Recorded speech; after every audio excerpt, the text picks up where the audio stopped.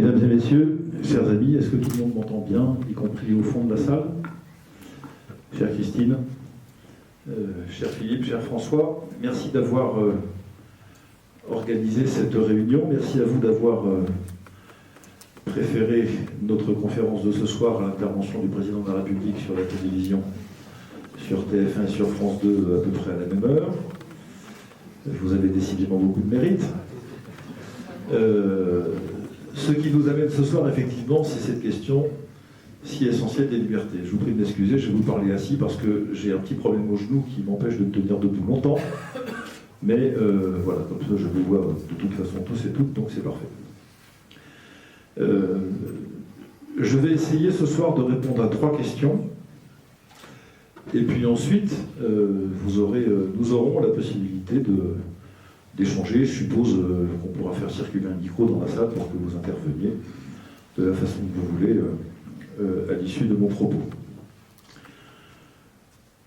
Philippe a parfaitement posé la question d'actualité du sujet qui nous réunit ce soir. J'y reviendrai un peu. Et je vais commencer par essayer de faire un peu d'histoire avec vous et de répondre à cette question. Quelle est l'idéologie qui est aux manettes dans la France d'aujourd'hui? On se demande souvent, mais au fait, le président de la République, il pense quoi? Certains disent qu'il n'a pas d'idéologie, il n'a pas de doctrine. Un homme qui est d'une telle malléabilité, d'une telle souplesse d'échine, on a du mal à penser qu'il pense quelque chose. En fait, il pense quelque chose. Alors, il y a beaucoup de noms qui circulent, pas de sobriquet du président de la République, mais beaucoup de noms de doctrine.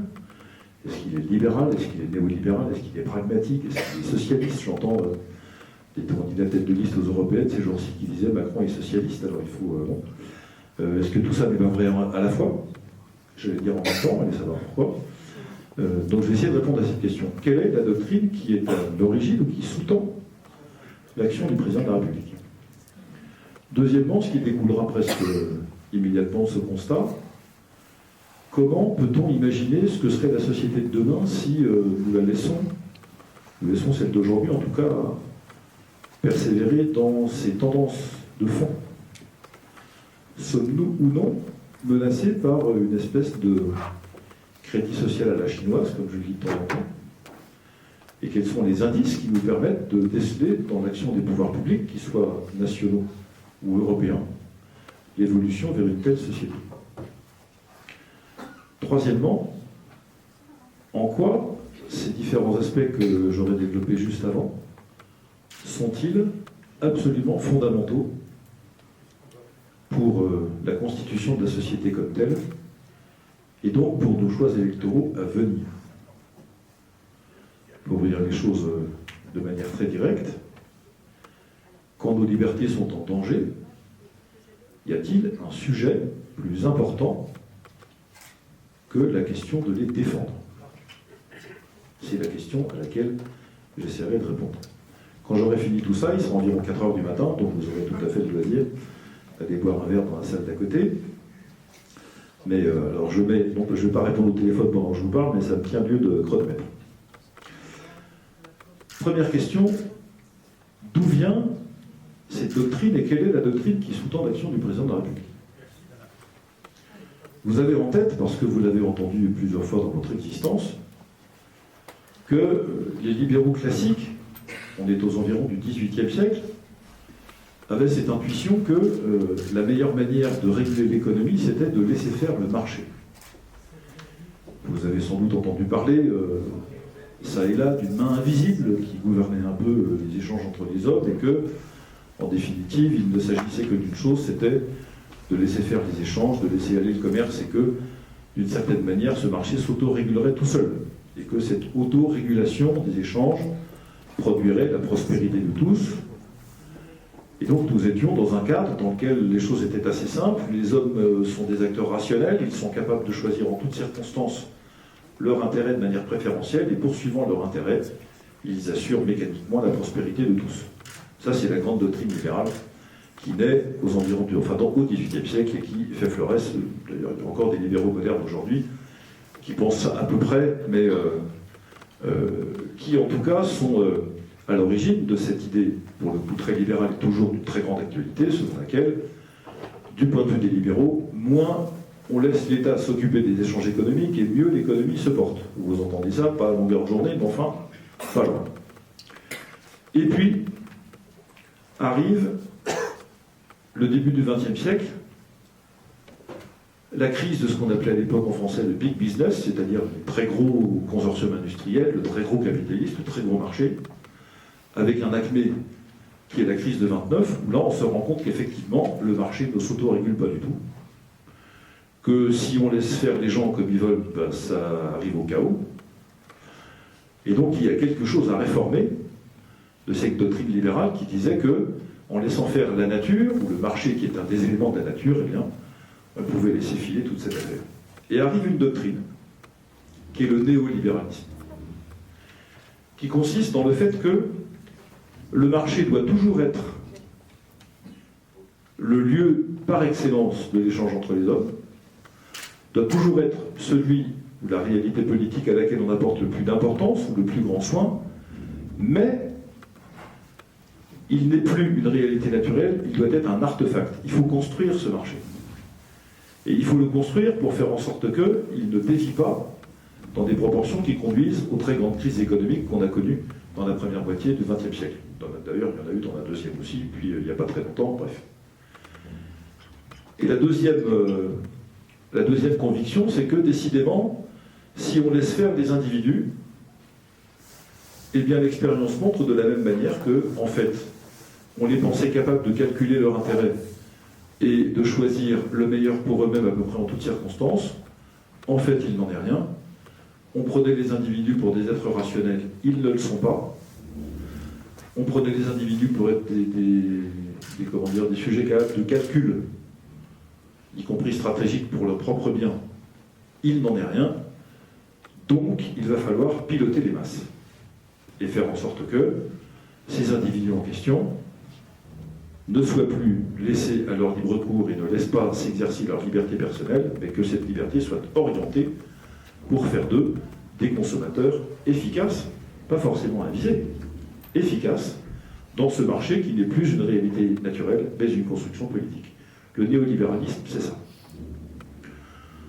Donc il y a toujours le marché, il y a toujours les consommateurs et les acteurs avec leur spontanéité, mais apparaît avec cette réalité néolibérale, une expression que vous connaissez tous, la fabrique du consentement, manufacturing consentment en anglais. L'expression vient d'un philosophe, psychologue, journaliste américain. Son nom est Lippmann. Il est mort dans les années 70. Il a été conseiller de tous les présidents américains depuis Theodore Roosevelt. Alors Theodore Roosevelt, ça nous amène dans les années 1910, jusque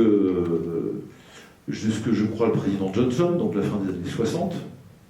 Il a été au cœur de tous les luttes intellectuelles au sein des États-Unis.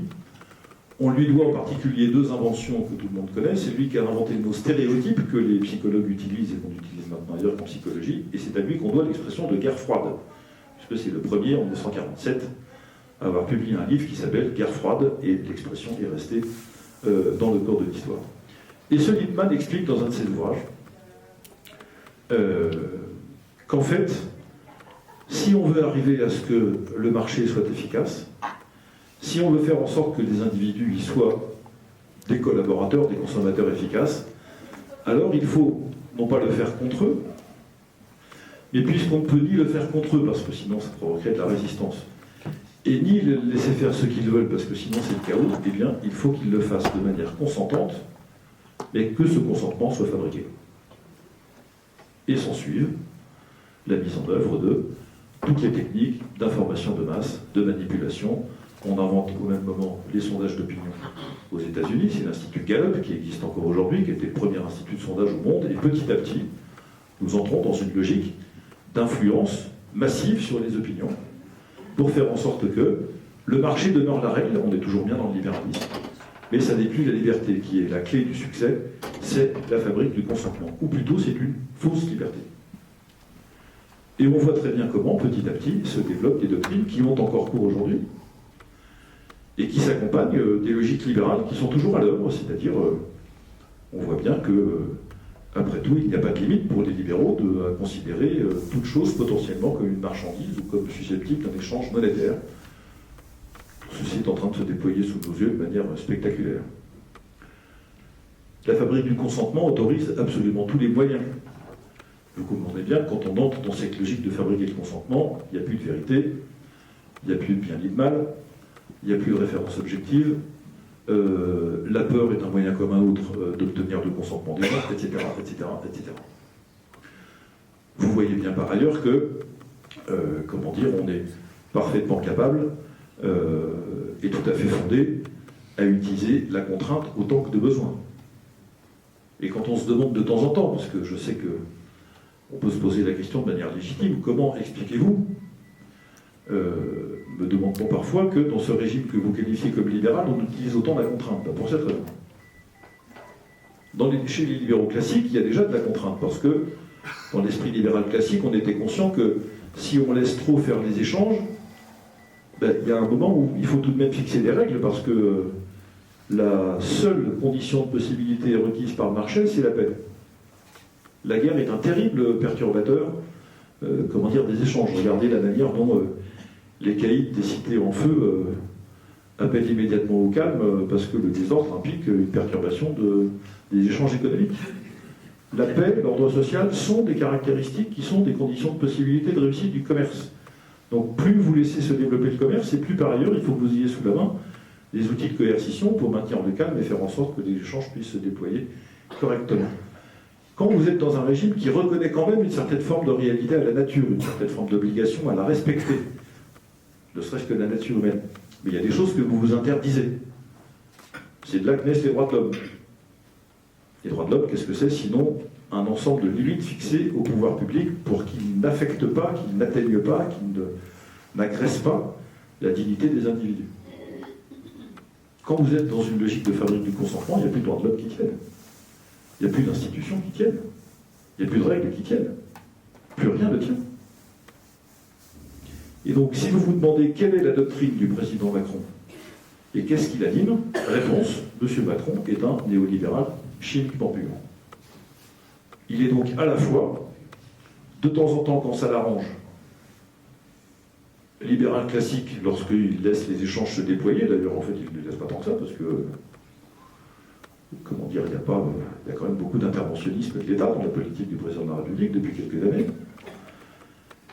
Quand ça l'arrange et que, il faut déployer des choses, il utilise la peur, la manipulation, le mensonge, le discrédit, la condamnation ou la réduction à l'indignité, enfin tous les outils qui sont en sa possession pour faire en sorte que les dissidents se taisent, que les opposants passent leur chemin, etc.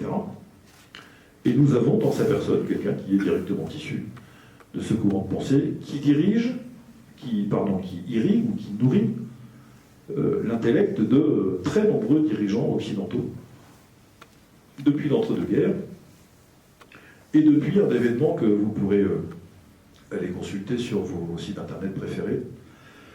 En 1938, en France, un certain nombre de penseurs libéraux invitent M. Lippmann à un colloque auquel assiste de très grands noms du libéralisme, en particulier l'américain Hayek, qui est un très grand théoricien monétariste, comme vous avez peut-être sans doute entendu déjà, mais surtout deux personnalités françaises très influentes dans la deuxième moitié du XXe siècle, que sont Raymond Aron pour le premier, que je ne présente pas, et Jacques Rueff pour le second, qui a, comme vous le savez, été le ministre de l'économie du général de Gaulle et l'inventeur du nouveau franc et de la célèbre dévaluation de 1900, je ne sais plus la date exactement, enfin c'était pendant le mandat de Charles de Gaulle, au tout début. Et donc cet homme aura, sur la deuxième moitié du XXe siècle, une influence considérable en France et sortira de ce colloque de 1938 un document qui s'appelle l'agenda néolibéral, qui va servir de guide à beaucoup de responsables politiques français de droite pour les années qui viennent, et nous arrivons presque naturellement, par le biais de cette filiation généalogique, au président qui nous gouverne aujourd'hui. Je vais ajouter à ça un témoignage personnel comme illustration de ce que je viens d'évoquer. En 2014, vous vous en souvenez, M. Macron démissionne avec perte et fracas du secrétariat général adjoint de l'Élysée, explique à tout le monde qu'en fait il va partir, je ne sais pas quoi d'ailleurs, pour retourner aux affaires, et puis un mois et demi plus tard, on le revoit débarquer à Bercy.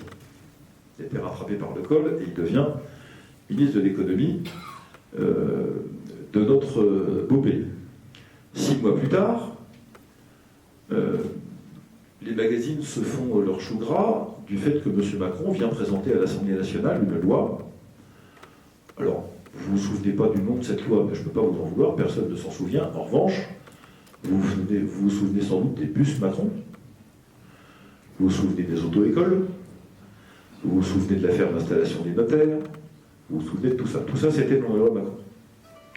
106 articles en entrant à l'Assemblée nationale, 308 en sortant. C'est un record de catégorie, on n'a jamais vu un truc pareil. Tous les quarts d'heure, il se rajoutait un article parce qu'on avait oublié dans le catalogue de la redoute des réformes indispensables. Donc il fallait rajouter tout ça. Mais je veux vous dire, alors j'ai suivi ça de près puisque j'étais l'orateur de mon groupe sur ce texte. Nous avons débattu avec M. Macron pendant 200 heures en commission, il n'a pas raté une minute, moi non plus d'ailleurs, et 100 heures en hémicycle. Donc on a vu le bonhomme. Et comme je le disais tout à l'heure à un d'entre vous, en terminant une bouffarde à l'entrée de la salle, l'Assemblée nationale, c'est comme le bateau à voile et la marche en montagne, vous pouvez vous planquer, mais pas longtemps. C'est-à-dire qu'il y a un moment, tout ce que vous êtes finit par affleurer, parce que ce sont des univers clos, assez conflictuels, donc il y a un moment, on voit à peu près à qui on a affaire d'une certaine manière. Et M. Macron, dans ce projet de loi, il a par exemple, ça vous vous en souvenez, c'est dans ce projet de loi que figurent les 2 articles qui cèdent aux autorités chinoises l'aéroport de Toulouse et l'aéroport de Nice. C'est dans ce projet de loi que figure cette décision insensée de faire entrer des capitaux privés dans le tour de table de l'établissement français du sang. C'est-à-dire cet établissement français qui est chargé depuis 1920, il y a plus d'un siècle, de recueillir le plasma, les plaquettes et le sang pour redistribuer dans les hôpitaux quand nous en avons besoin. Avec ce principe, ma chère Christine, des grandes lois de bioéthique françaises qui disent que tant le don que la cession ou l'administration des produits du corps humain, des parties du corps humain recueillies à fin médicale, doivent rester gratuits. Il n'y a pas d'exception. Jamais vous n'avez été rémunéré, sauf un sandwich pour ceux qui connaissent bien la mécanique, pour avoir donné votre sang, et jamais vous n'avez pu le vendre. Et quand vous allez à l'hôpital, heureusement qu'on ne vous fait pas payer les poches de sang pour des transfusions, parce que c'est voilà. La doctrine française, c'est ça. Vous imaginez, quand vous faites rentrer des capitaux privés dans l'établissement français du sang, il n'y a pas que des philanthropes dans le monde privé, vous savez bien. On avance vers la marchandisation des produits, des parties du corps humain. Et d'ailleurs, la PMA pour tous n'est qu'une étape supplémentaire de cette marchandisation généralisée du corps et des parties du corps humain. M. Macron est également dans cette loi celui qui défend devant le Parlement l'article par lequel nous vendons la moitié du capital de l'armurier français Nexter aux Allemands de KSV. Nexter, celui qui fabrique des véhicules blindés, des trucs comme ça, et voilà. Et quand on dit à M. Macron, mais M. Macron, il y a un problème, parce que vous vendez 50% du capital d'une entreprise française à une entreprise allemande, mais il se trouve que l'entreprise allemande fait un chiffre d'affaires 2 fois supérieur à l'entreprise française, avec une rentabilité supérieure de 30%. Vous pensez qu'ils vont rester à 50-50 combien de temps? Parce que le monde de l'économie est un monde assez brutal. Si vous êtes associé et qu'il y a un des 2 associés qui travaille plus que l'autre, en général, il ne reste pas très longtemps à égalité. Et en plus, comme nous sommes d'une faiblesse coupable à l'égard des Allemands, comment dire, on n'anticipe pas ça. Notre anticipation, notre estimation du futur n'était pas très favorable en ce qui concernait ce partenariat. Mais M. Macron n'en a eu cure, pourquoi? Parce qu'il a agi comme un banquier. Et le problème du banquier, lui, une fois que l'accord est signé et que la vente est faite, le reste ne l'intéresse pas. Le ministre de l'économie dans cette affaire a agi comme quelqu'un qui met en relation 2 partenaires, un cède des parts à l'autre, et une fois que la cession est faite, le travail du banquier est terminé. Autre élément qui vous a sans doute échappé, mais qui est extrêmement symbolique, je terminerai par cet exemple-là, c'est la question des tarifs des actes notariés. Alors vous allez me dire, on n'est pas venu sous la pluie et le froid, par grand vent, alors que Macron était à la télé pour entendre parler des tarifs des actes notariés. Eh bien, je vais vous en parler quand même. Avant la loi Macron, c'est la place Vendôme, donc le garde des Sceaux, le ministère de la Justice, qui fixait le prix, le tarif des actes notariés. Tout le monde ici sait ce que c'est qu'un acte notarié. Quand vous êtes chez le notaire, vous payez un tarif qui est le même pour tout le monde. Et voilà. La loi de M. Macron a fait passer la fixation des tarifs des actes notariés du ministère de la Justice au ministère de l'Économie. Alors ça n'a pas changé le prix. Donc pour nous, d'une certaine manière, ça a été transparent, ça n'a rien changé. Mais vous voyez bien qu'en termes d'affichage et de symbole, quand on passe de l'autorité du garde des Sceaux, pour une raison simple, l'acte notarié, c'est celui qui vous garantit la traçabilité de la propriété. C'est une garantie d'État, et donc parce que c'est un acte de droit civil, ça doit être sous la responsabilité du garde des Sceaux. Il y a une logique à ça. Quand vous passez de cette logique-là au ministère de l'Économie, évidemment, vous passez d'une logique de garantie à une logique de marché. Sinon, ce n'est pas la peine de changer de ministère de tutelle. Et je pourrais vous en citer comme ça, je ne sais pas combien, l'élargissement du travail du dimanche, la barémisation des indemnités de licenciement, ça aussi c'est intéressant. Le fait de fixer une limite dans la loi au préjudice subi par les salariés dont le contrat de travail est rompu abusivement. C'est-à-dire qu'à un moment, celui qui a travaillé pendant 18 ans dans son entreprise et qui est renvoyé pour des raisons, de manière indue, on va dire, sera traité de la même manière que celui qui a travaillé pendant 19 ans, parce qu'il se trouve que le barème est fixé pour une indemnisation qui correspond au maximum à 18 ans de présence. Alors vous allez me dire, quand vous êtes chef d'entreprise, vous êtes content parce qu'au moins vous savez à l'avance combien va vous coûter la rupture d'un contrat. Mais le problème du point de vue du salarié, c'est que c'est pas facile d'évaluer quand même a priori le préjudice subi par celui dont le contrat est rompu abusivement. Et il y a quelque chose qui est, en tout cas c'était la thèse que j'avais défendue, indigne pour celui qui subit ce genre de traitement et qui devrait pouvoir être indemnisé à hauteur du préjudice qu'il subit et non pas à hauteur de ce que la loi a décidé a priori. Et ainsi de suite. Je ne vais pas multiplier les exemples, d'abord parce que je ne me souviens pas de tous. Pardon, il y en a beaucoup trop. Et vous voyez cette logique qui était à l'œuvre. Marchandisation, y compris des choses qui étaient hors marché jusqu'à lui. Dérégulation. Affaiblissement de la puissance de l'État. Facilitation du pouvoir de l'argent. Tout ça était à l'œuvre dans la loi Macron de 2015. Intégralement. C'était comme une espèce de fil conducteur qui traversait tous ces articles qui ont été soumis à notre vote. Et vous vous souvenez d'ailleurs qu'à l'époque, cette loi a été adoptée au moyen du 49.3. Alors maintenant, le 49.3, grâce au Premier ministre de M. Macron, est devenu très célèbre. À l'époque, son utilisation était beaucoup plus rare, parce qu'évidemment, je vous rappelle que M. Macron était un ministre de François Hollande, qu'il était prétendument un président socialiste, et que l'aile gauche du Parti socialiste, à ce moment-là, ce qu'on appelait les frondeurs à l'époque, vous vous souvenez certainement de ce groupe, était absolument furieux, et que, de peur de voir ce texte mis en minorité, le gouvernement de l'époque a recouru au 49.3 pour la première fois du quinquennat de François Hollande pour que le texte soit assuré d'être voté. Ce qui avait valu d'ailleurs à M. Macron de subir une certaine forme d'humiliation parce que ça voulait dire qu'il n'était pas capable d'assurer lui-même la majorité de son propre texte. Mais on a vu un dernier élément dans le débat de cette loi. Tous ceux que vous avez vus entrer ensuite au gouvernement. Alors, je ne vous en veux pas si vous ne vous souvenez pas de leur nom, parce qu'il y a eu tellement de ministres sous M. Macron, puis alors il y en a tellement qui sont partis pour des raisons inavouables que je ne vous en voudrais pas si vous ne vous souvenez pas de leur nom. Enfin, Olivier Dussopt, vous en souvenez, ministre des Retraites. Stéphane Travers, peut-être pas, c'était le Premier ministre de l'Agriculture. Richard Ferrand, vous vous en souvenez, celui qui a dû partir précipitamment parce qu'il avait la brigade financière au derrière. Corinne Herel, ça vous dira rien. Un certain nombre de gens comme ça, ils étaient envoyés par le groupe socialiste et les frondeurs pour contrecarrer les avancées néolibérales du texte de M. Macron. Autrement dit, les socialistes avaient dit nous, on ne va pas se faire embarquer là-dedans, donc on va mettre des garde-fous. Qui étaient les garde-fous? C'était tous des gens qui étaient du mouvement de Mme Aubry, c'est-à-dire les gauches du PREC dans la commission, comme des crêpes, un par un. Et ce qui fait dire aujourd'hui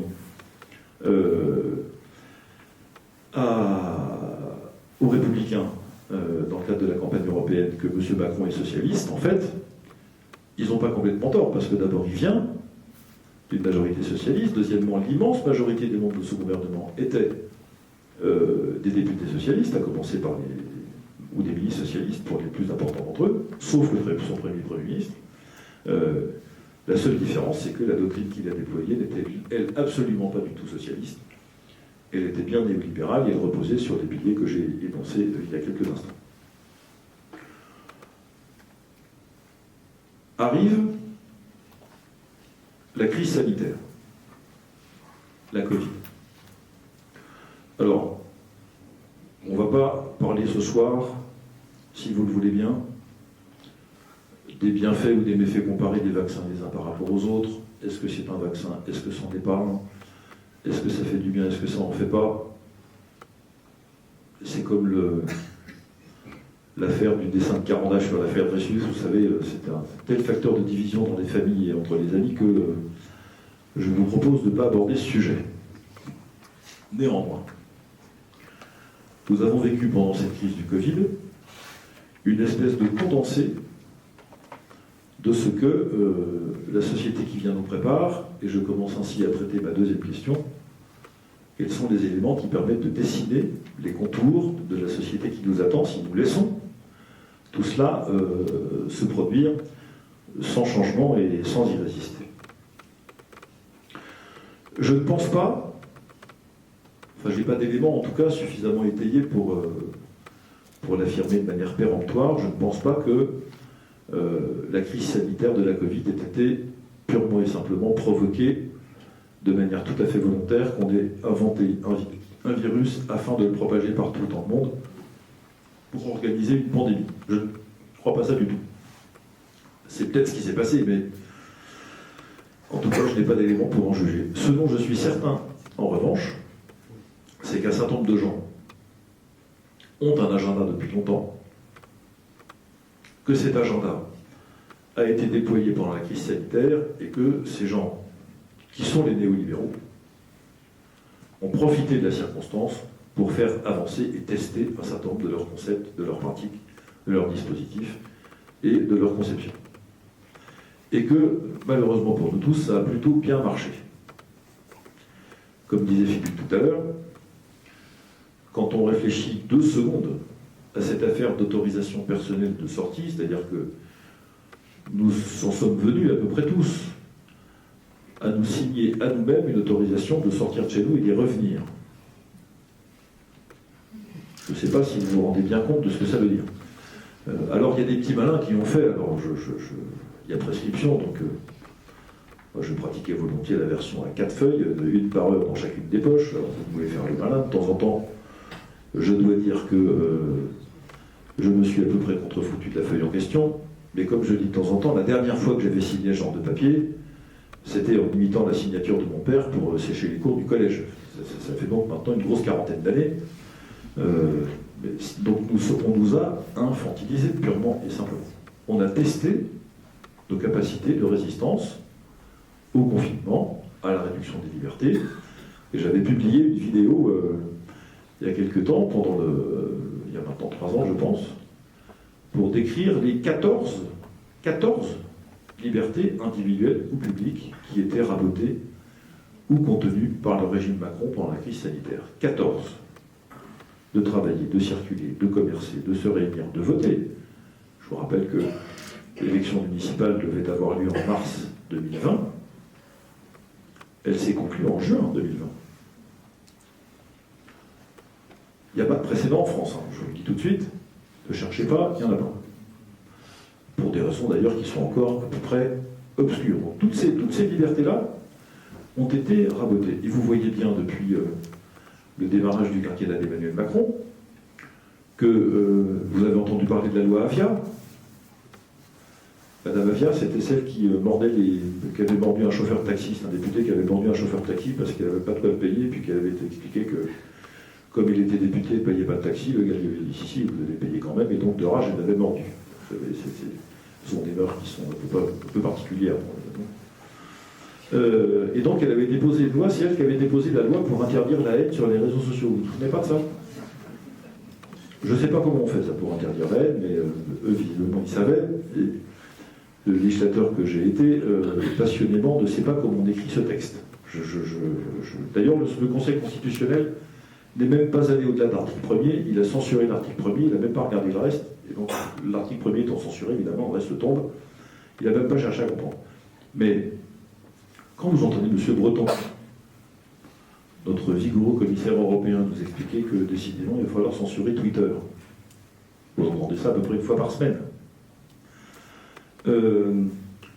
Quand vous relisez les textes que j'évoquais tout à l'heure sur la fabrique du consentement, évidemment, le propre de la fabrique du consentement, c'est qu'il ne tolère pas les opinions divergentes, parce que si vous commencez à vouloir fabriquer le consentement de quelqu'un qui, par ailleurs, continue d'avoir accès à des opinions qui vont contre ce que vous voulez lui fabriquer comme consentement, ça ne marche plus. Donc la censure va de pair avec la fabrique du consentement. C'est un élément qui lui est essentiellement lié. Et donc petit à petit, on s'est débrouillé pour que, au moment où on vous explique que le champ des possibles qui est devant vous ne cesse de s'élargir, heureux que vous êtes, et grincheux que vous êtes, vous ne vous rendez pas compte de votre bonheur en réalité. Vous n'avez pas compris que le macronisme, c'est l'élargissement du champ des possibles pour nous tous. Tous les possibles. Sauf si vous n'êtes pas d'accord avec le chef et que vous critiquez la société néolibérale, sinon vous pouvez faire tout ce que vous voulez. Et ce que vous ne pouvez pas faire, c'est contester le fait que précisément vous avez le droit de faire tout ce que vous voulez. Pourquoi nous contesterions le fait d'avoir le droit de faire tout ce qu'on veut? Par exemple, le droit de tuer son prochain n'est pas encore inscrit dans la loi, mais avec l'euthanasie, ça ne saurait tarder.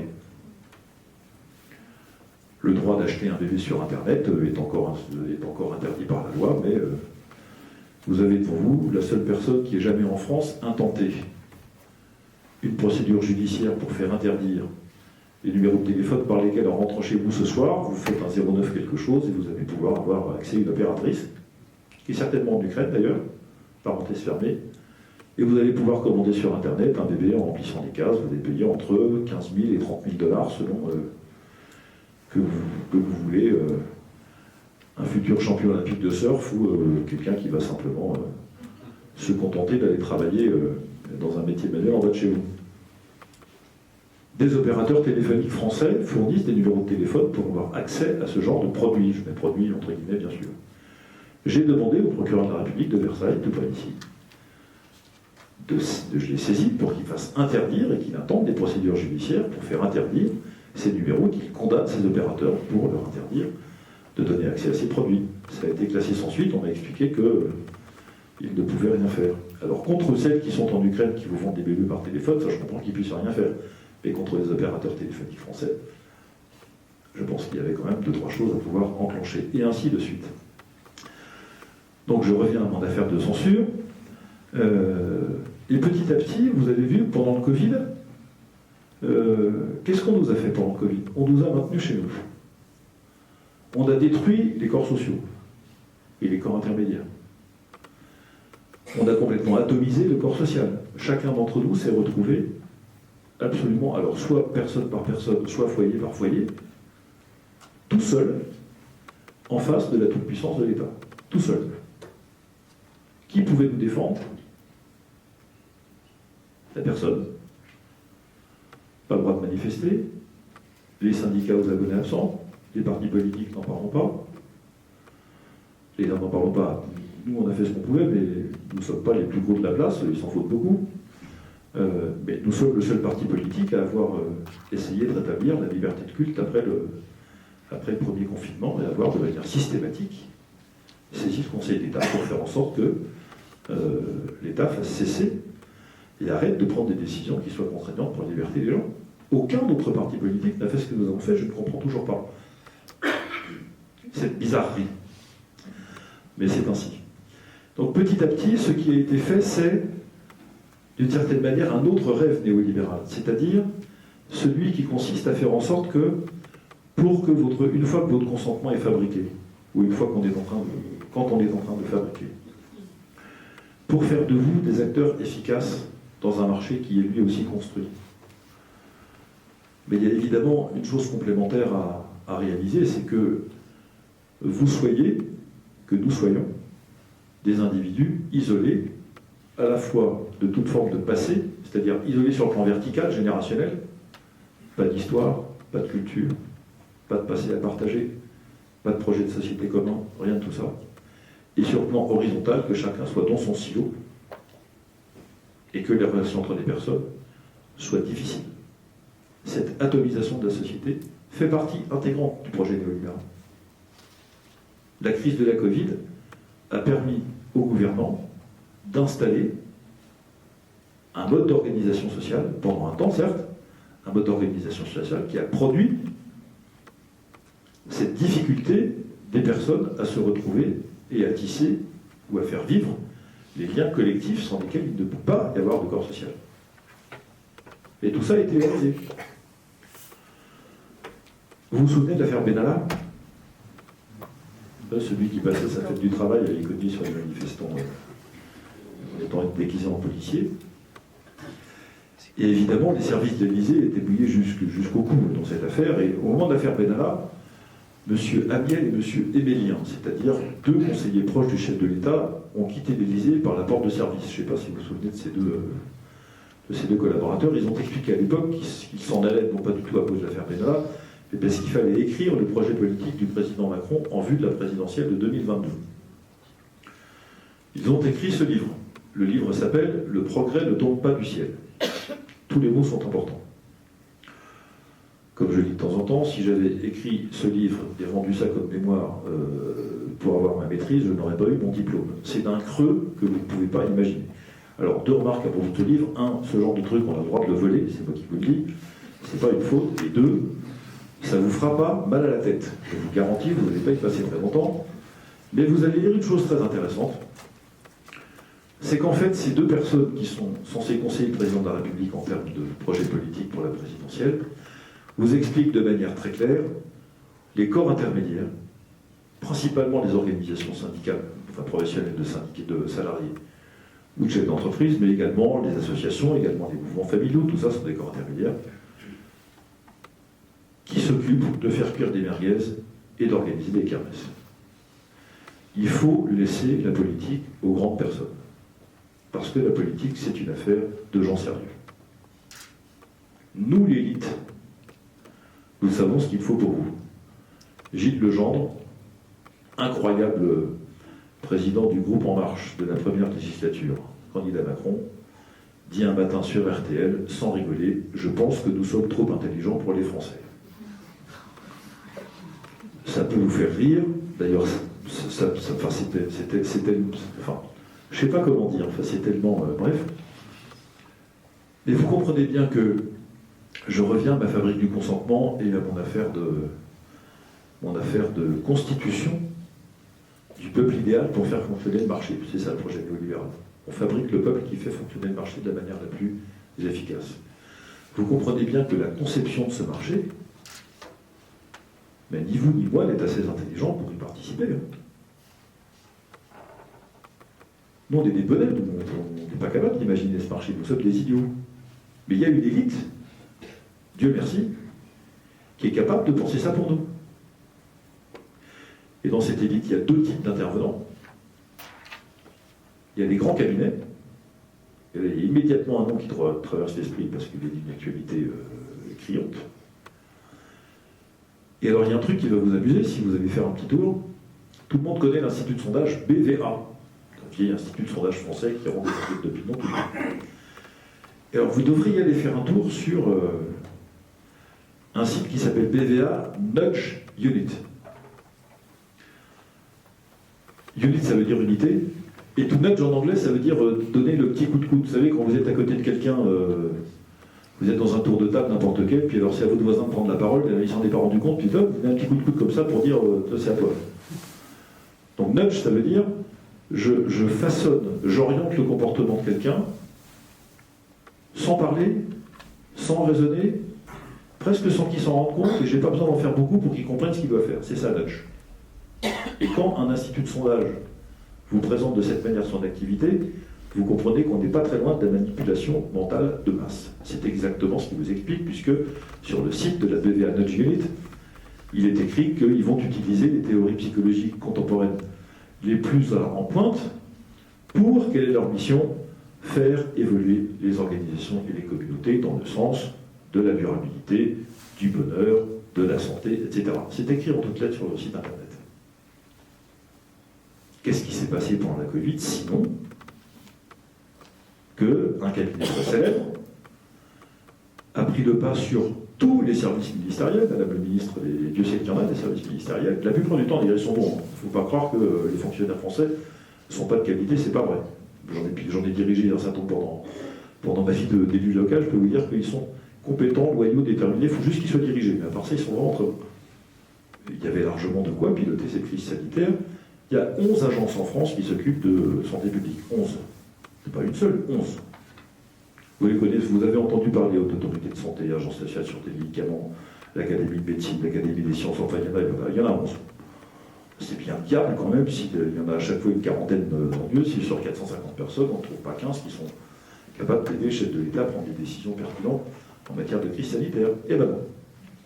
On est allé chercher le cabinet américain qui est l'élite, qui, elle, sait penser, pas nous, mais eux savent penser le futur, la fabrication du consentement et le façonnage des comportements, et on s'est aidé d'instituts de sondage qui, eux, font le petit truc, le petit coup de coude pour inciter à l'action quand on n'y avait pas pensé ou quand ça nous était sorti de la tête. Et cette société qui s'annonce, mes chers amis, est complétée par un certain nombre de projets européens qui commencent à voir le jour les uns après les autres. Tout ce que je vous dis là est parfaitement sourcé, tout à fait vérifiable. Et d'ailleurs, à la sortie, vous trouvez le fascicule. J'ai recueilli dans un livret un certain nombre de tribunes que j'ai écrites sur cette question, où vous trouverez les références précises de tout ce que je vais vous dire maintenant. Je vous dis ça pêle-mêle. Nous aurons dans quelques temps, c'est en test à partir du mois de mai prochain, je crois, un numéro d'identité européen unique, qui a vocation à être couplé avec l'intégralité des données personnelles qui sont toutes digitalisées d'une manière ou d'une autre. Digitalisation à laquelle, mesdames et messieurs, nous participons nous-mêmes très activement, au grand bonheur de tous ceux qui s'échangent nos données, qui les vendent, qui les louent, ou qui, comme Microsoft, se sont vu confier la gestion de toutes nos données individuelles de santé, car l'État français a signé avec l'entreprise américaine Microsoft un contrat par lequel c'est maintenant Microsoft qui gère toutes nos données individuelles de santé. Ça n'est plus la sécurité sociale, c'est maintenant un opérateur américain qui s'occupe de ça. De la même manière que depuis 2016, c'est un autre opérateur américain qui s'appelle Cisco, c'est un très gros opérateur de services informatiques sur le marché qui gère toutes les données des collectivités locales françaises. J'avais d'ailleurs interrogé le ministre de la Défense, Jean-Yves Le Drian, juste après le Bataclan, en commission des lois, et je lui avais dit, monsieur le ministre, qu'est-ce que vous pouvez nous dire sur le fait d'avoir confié à des Américains les données des collectivités locales françaises? Alors, des données, ça en fait. Je peux vous dire qu'il y a des... Ça fait beaucoup d'informations, y compris beaucoup d'informations stratégiques très importantes, de géographie, j'en sais rien, les cours d'eau, les réseaux électriques, enfin vous avez tout ça dans les... tous les contrats, tous les trucs, il y a tout dedans. Qu'est-ce que vous avez à nous dire sur le fait d'avoir confié à un opérateur étranger des données qui sont sensibles et qui sont parfaitement stratégiques pour le peuple français? C'était Jean-Yves Le Drian, le ministre à l'époque. Quand je lui ai posé cette question, il s'est retourné vers son directeur de cabinet. Visiblement, il ne savait pas de quoi je parlais. Ils se sont parlé 15 secondes, alors ça c'est le bout d'un directeur de cabinet, je sais de quoi je parle. Et il m'a répondu, monsieur le député, tout est sous contrôle, rassurez-vous. J'ai dit, monsieur le ministre, je suis désolé, je suis d'autant plus inquiet de votre réponse, ça veut dire qu'ils ne se rendaient pas compte de rien du tout. Et que, nous sommes effectivement en train de voir digitaliser, numériser absolument toutes les données qui nous concernent, sous la responsabilité d'opérateurs étrangers, et nous alimentons cette digitalisation par tout ce que nous faisons avec nos téléphones de manière habituelle.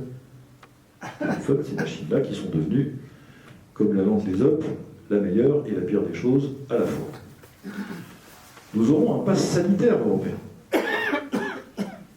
Et là encore, vous pouvez penser évidemment ce que vous voulez du vaccin contre la Covid. Est-ce que l'ARN messager c'est bien ou c'est pas bien? Est-ce qu'il y a des effets secondaires? Est-ce qu'il n'y en a pas? Est-ce que ça fait des morts ou non? Est-ce que, etc. Enfin, tout ça commence à être très documenté par ailleurs. Bon, mais En tout cas, ce qui est certain, c'est que ce pass sanitaire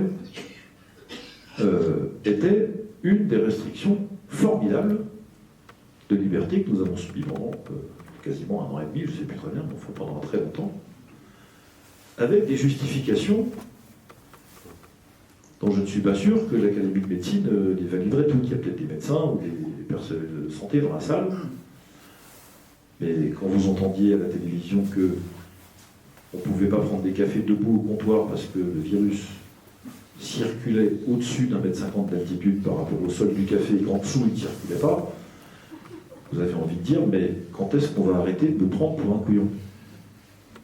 C'est ça votre question. Et on vous dit ça, ministre après ministre, parlementaire après parlementaire, médecin après médecin, qui aurait dit tout ça, y compris M. Delfrécy, dont nous avons, pas tous, mais on a fait la connaissance à l'époque, président du Comité national consultatif d'éthique, s'il vous plaît, et qui a écrit un livre il y a 1 an pour dire combien il a été floué, trompé, pas écouté, et qu'on s'est moqué de lui pendant 1 an et demi.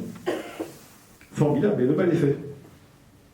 Pendant ce temps-là, nous avons été pris pour des couillons, nous avons été maintenus chez nous, on nous a raconté des cracks à longueur de temps, les gens ont changé de pied en permanence, y compris sur les données élémentaires de la politique sanitaire. Cerise sur le gâteau, le directeur général de la santé a été pris en flagrant délit de mensonge devant la commission d'enquête du Sénat, et au moment où nous parlons, il est encore en poste. Alors que la loi dit que si vous mentez devant une commission d'enquête du Parlement, vous êtes passible d'une amende et de la prison, et en attendant, vous êtes évidemment viré de votre poste séance tenante. Il est encore là. Donc, quand vous additionnez tout ça, le pass sanitaire provoque évidemment des restrictions terribles, en matière de liberté de circulation, de liberté de mouvement, bien entendu, c'était fait pour ça. Mais ça ne peut pas se mettre en place sans tout un réseau de choses qui sont complètement exorbitantes de notre mode habituel, de notre manière habituelle de vivre, et en tout cas sans un mépris total des institutions. Total des institutions. Alors, pass sanitaire européen, je n'ai pas besoin de vous dire que on va rigoler lorsque les 180, je crois 14 ou 15 pays membres de l'Organisation mondiale de la santé auront fini de ratifier le protocole qui doit être ratifié de manière complète en juin prochain, donc dans 3 mois, proposé par l'OMS. Que dit ce protocole en substance? Article 1er, en cas de pandémie, l'OMS peut imposer à tous les États membres une politique sanitaire à laquelle ils n'ont pas le droit de ne pas souscrire et qu'ils n'ont pas le droit de refuser de mettre en place. Article 2, parce que la question vient immédiatement, alors qui décide qu'on est en situation de pandémie? C'est l'article 2, c'est l'OMS. Comme ça, la boucle est bouclée. Autrement dit, lorsque les États membres vont ratifier ce protocole qui est en ce moment même soumis à l'appréciation des États, nous aurons définitivement abandonné la liberté de politique sanitaire entre les mains d'une organisation qui n'est pas élue, pas désignée par nos soins, et qui est financée à près de 80% par des capitaux privés. Vous connaissez ces capitaux privés, ils s'appellent la Fondation Bill Gates et la Fondation Open Society de M. Soros, qui sont les principaux contributeurs de cette organisation. Donc nous sommes en train de laisser notre politique sanitaire entre les mains de gens qui ne sont pas des philanthropes. Ça, si vous voulez qu'on en débatte, on peut, mais là-dessus, ma conviction est faite depuis longtemps. Nous aurons un pass énergétique, avec probablement des droits individuels d'émission de gaz à effet de serre. De telle sorte que nous aurons le droit de manger 3 côtes de bœuf par mois, de faire 6 fois le plein d'essence par an. M. Jean Covici nous a déjà prévenu, on doit prendre 4 fois l'avion dans notre existence. Alors, si c'est entre Dijon et Rennes, pas de bol pour vous. Si c'est entre Sydney et Paris, vous avez un peu plus de chance, ne fait pas plus de 4 fois. Après, c'est tout. Nous aurons évidemment des quotas individuels qui seront vérifiés comment? Encore une fois, si toutes nos données personnelles sont effectivement contenues dans ce genre d'appareil, vous comprendrez bien que c'est facile, d'autant plus que Madame Lagarde, présidente de la BCE, il y a quelques jours, quelques semaines, la suppression de l'argent liquide en Europe avance à grands pas. Autrement dit, nous allons vers la généralisation du paiement, soit par carte bleue, soit par téléphone portable, soit, ce qu'abusent beaucoup les jeunes générations, par puce qu'on insérerait sous la peau. Donc vous mettez une petite puce sous la peau comme ça, puis alors vous tendez la main pour payer votre parc-mètre, ou vous faites rien d'ailleurs, parce que maintenant au supermarché, vous passez votre caddie, le lecteur optique s'occupe de lire tous les trucs d'un seul coup, vous passez juste derrière avec votre puce dans la main, et hop, c'est payé, vous avez, voilà, formidable, hein. Le monde est beau. À quel prix? À quel prix? Toutes ces technologies existent aujourd'hui. Elles sont opérationnelles. Elles fonctionnent. Elles sont testées. Les compagnies d'assurance vous expliquent qu'il y aura bientôt, cette technologie existe aussi, des capteurs dans votre miroir de salle de bain qui repéreront le matin quand vous venez faire votre toilette. Si jamais la couleur de votre œil est un peu différente de la semaine dernière, si la carnation de votre peau est un peu différente, si vous avez des veines qui apparaissent, vous aurez une alerte sur votre magnifique téléphone portable qui vous dira « Monsieur, il faut que vous alliez absolument faire 12 000 pas dans la journée. » D'ailleurs, qui comptera les pas de votre téléphone? Si vous ne faites pas 12 000 pas, demain, j'augmente votre prime d'assurance de temps. La technologie existe. Les compagnies d'assurance rêvent de ça. C'est-à-dire, et on les comprend, d'adapter en permanence la prime qu'ils vous font payer au risque que vous représentez. Qu'est-ce qu'il y a de plus confortable pour une compagnie d'assurance que d'être capable d'évaluer ce risque de manière différente toutes les 24 heures?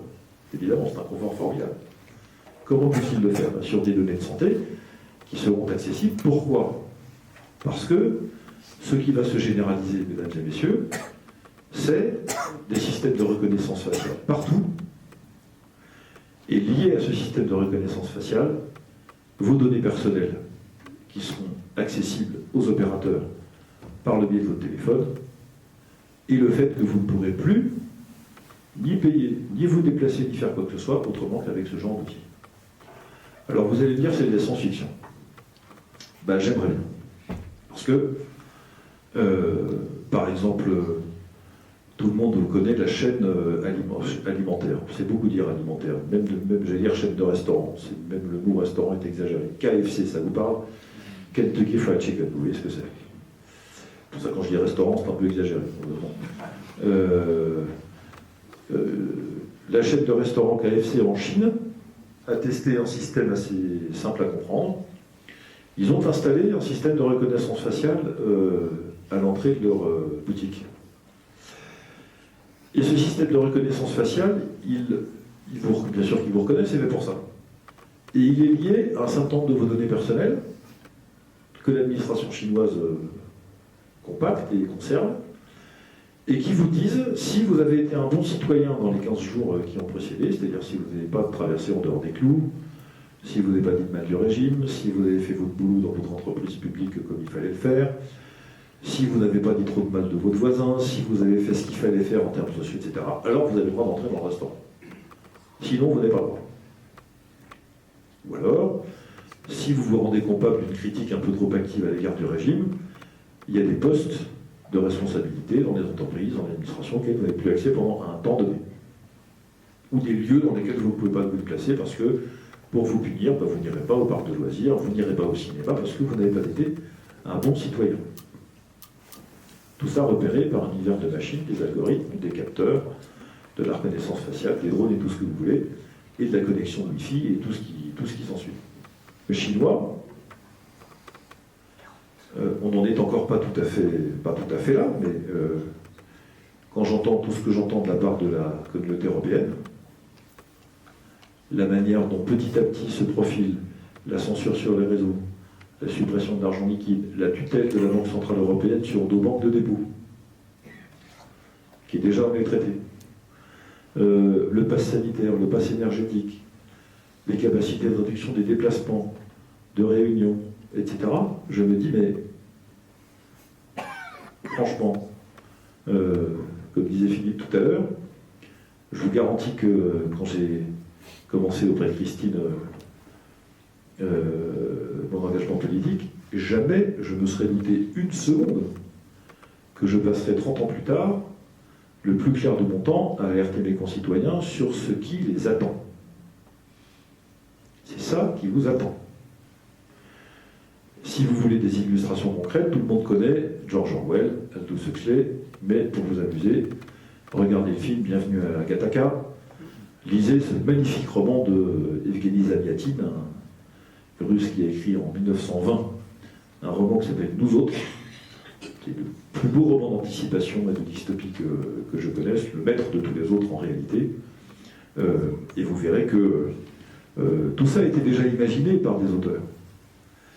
La différence, c'est que pour la première fois, ce que le grand linguiste américain Noam Chomsky, qui est encore plus démocrate que c'est un grand linguiste, c'est pas peu dire, a appelé le capitalisme de surveillance.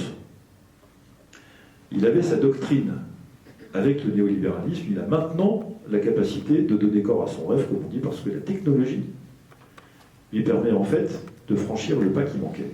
C'est-à-dire, d'une certaine manière, la Boétie, on n'a pas attendu les Américains pour penser la servitude volontaire. Hein. La Boétie, chez nous, l'a fait au XVIe siècle, donc c'est une vieille affaire.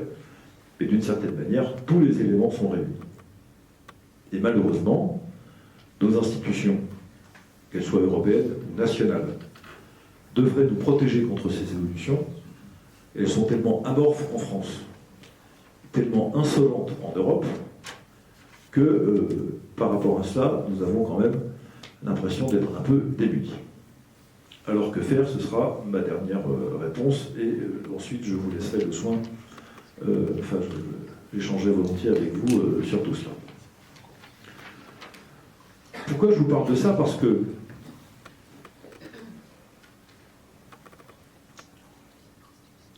tout ça s'accompagne, je parle des politiques européennes, je viens de vous dire quelles étaient les intentions, quelques-unes des grandes orientations de l'Union européenne, tout ça pour notre bien. Vous comprenez bien que ce n'est pas pour ennuyer le monde qu'on va supprimer l'argent liquide, c'est pour contrôler les trafiquants de drogue. Il y a combien de trafiquants de drogue ici? D'accord. Mais d'ailleurs, ils ne disent même pas ça. Quand M. Darmanin est en campagne électorale, il y a 2 ans, à Tourcoing, on lui pose la question. La vidéo circule d'ailleurs sur les réseaux sociaux. Monsieur le ministre, est-ce que vous allez vraiment interdire l'argent liquide? Et il a dit, sa réponse verbatim, oui, parce que ça nous permettra de surveiller les trafiquants de drogue et de contrôler tous les échanges. Ah, comment ça, tous les échanges? Donc au fond, ce qui est en jeu dans ces politiques européennes, sur le plan numérique, digitalisation, contrôle, capitalisme de surveillance, j'aime bien cette expression parce que ça dit exactement ce que c'est, s'accompagne d'un affaiblissement sans précédent de notre modèle social. Qu'est-ce que j'entends par modèle social? Cette articulation très française entre des organisations patronales et de salariés qui gèrent les grands systèmes d'assurance sociale dont nous sommes des héritiers d'ailleurs et des contributeurs, les crânes grand piliers, assurance chômage, assurance maladie, assurance vieillesse et allocation familiale. Ces 4 très grandes caisses sont gérées par les partenaires sociaux et les représentants du dialogue social. Nous avons en France des organisations patronales et syndicales qui sont capables de créer de la norme sociale qui s'impose à l'ensemble des travailleurs de notre pays. C'est une autre faculté. Nous avons une tradition de présence et de respect des corps intermédiaires qui reconnaît dans la Constitution la liberté d'exercice des collectivités et qui donne également dans la Constitution, en tout cas au Conseil économique et social, une présence tout à fait importante pour les mouvements familiaux. Donc nous avons une tradition de système assurantiel géré par les partenaires sociaux et de reconnaissance de la présence des corps intermédiaires dans notre vie normative et dans notre vie tout court politique. Et une tradition qui est politique, celle-là, mais qui est plus encore que politique, spirituelle, issue de notre patrimoine chrétien, qui est que nous avons fait systématiquement le choix du partage davantage que le choix de la performance. J'ai compris ça quand je suis allé pour la première fois en voyage d'études pour l'Assemblée nationale en Allemagne il y a une quinzaine d'années. Et à cette époque, j'avais rencontré le directeur général de la Confédération allemande des syndicats. Il y a une confédération qui regroupe en Allemagne tous les syndicats de salariés. Et il m'a donné une maquette d'un Smirlork que j'ai encore dans mon bureau. Et sur la remorque de ce Smirlork était inscrite l'expression suivante: non au travail pauvre, un SMIC pour tous à 750 €. On est en Allemagne en 2009. La revendication des syndicats, c'est de mettre le SMIC fédéral à 750 €. À l'époque en France, il était à 1200. L'Allemagne a fait depuis longtemps un choix simple: maintenir la capacité d'exportation de son industrie coûte que coûte, même si la variable d'ajustement, c'est le salaire d'un certain nombre d'opérateurs d'autres secteurs d'activité, particulièrement les services. Quand j'étais en Allemagne à ce moment-là, si vous étiez coiffeur dans un des anciens Länder d'Allemagne de l'Est, vous aviez un salaire horaire d'environ 1,80 € ou 2 €. C'est-à-dire 16 € par jour. Quand le SMIC en France était à 11 € de l'heure. Pas d'importance puisque l'Allemagne continuait d'exporter des machines-outils partout dans le monde. En France, nous avons fait le choix inverse. Nous avons maintenu à tout prix un niveau de revenu basique pour tous les foyers, et tous les systèmes de redistribution, d'assurance, chômage, de RSA, de RMI, etc., etc., même si par ailleurs ça devait handicaper notre capacité de production et notre capacité d'exportation. Notre modèle social français, c'est celui-là. Il est fondé sur le fait qu'on ne laisse personne sur le bord du chemin, on partage les richesses, et même si ça nous coûte cher, on assume la dépense, jusqu'à d'ailleurs en devenir parfois un peu déraisonnable, parce qu'il faut bien reconnaître qu'il y a quelques réformes qui sont nécessaires dans ce modèle-là. Ce modèle social repose sur la santé de l'économie, notre capacité à conserver des géants d'industrie, des géants des services qui ont été dépecés un par un et vendus par appartement depuis 20 ans avec une constance invraisemblable et l'enrichissement personnel d'un certain nombre de leurs dirigeants. Vous prenez Alstom, Technip, Saint-Gobain, Alcatel, vous les prenez, il y en a une vingtaine.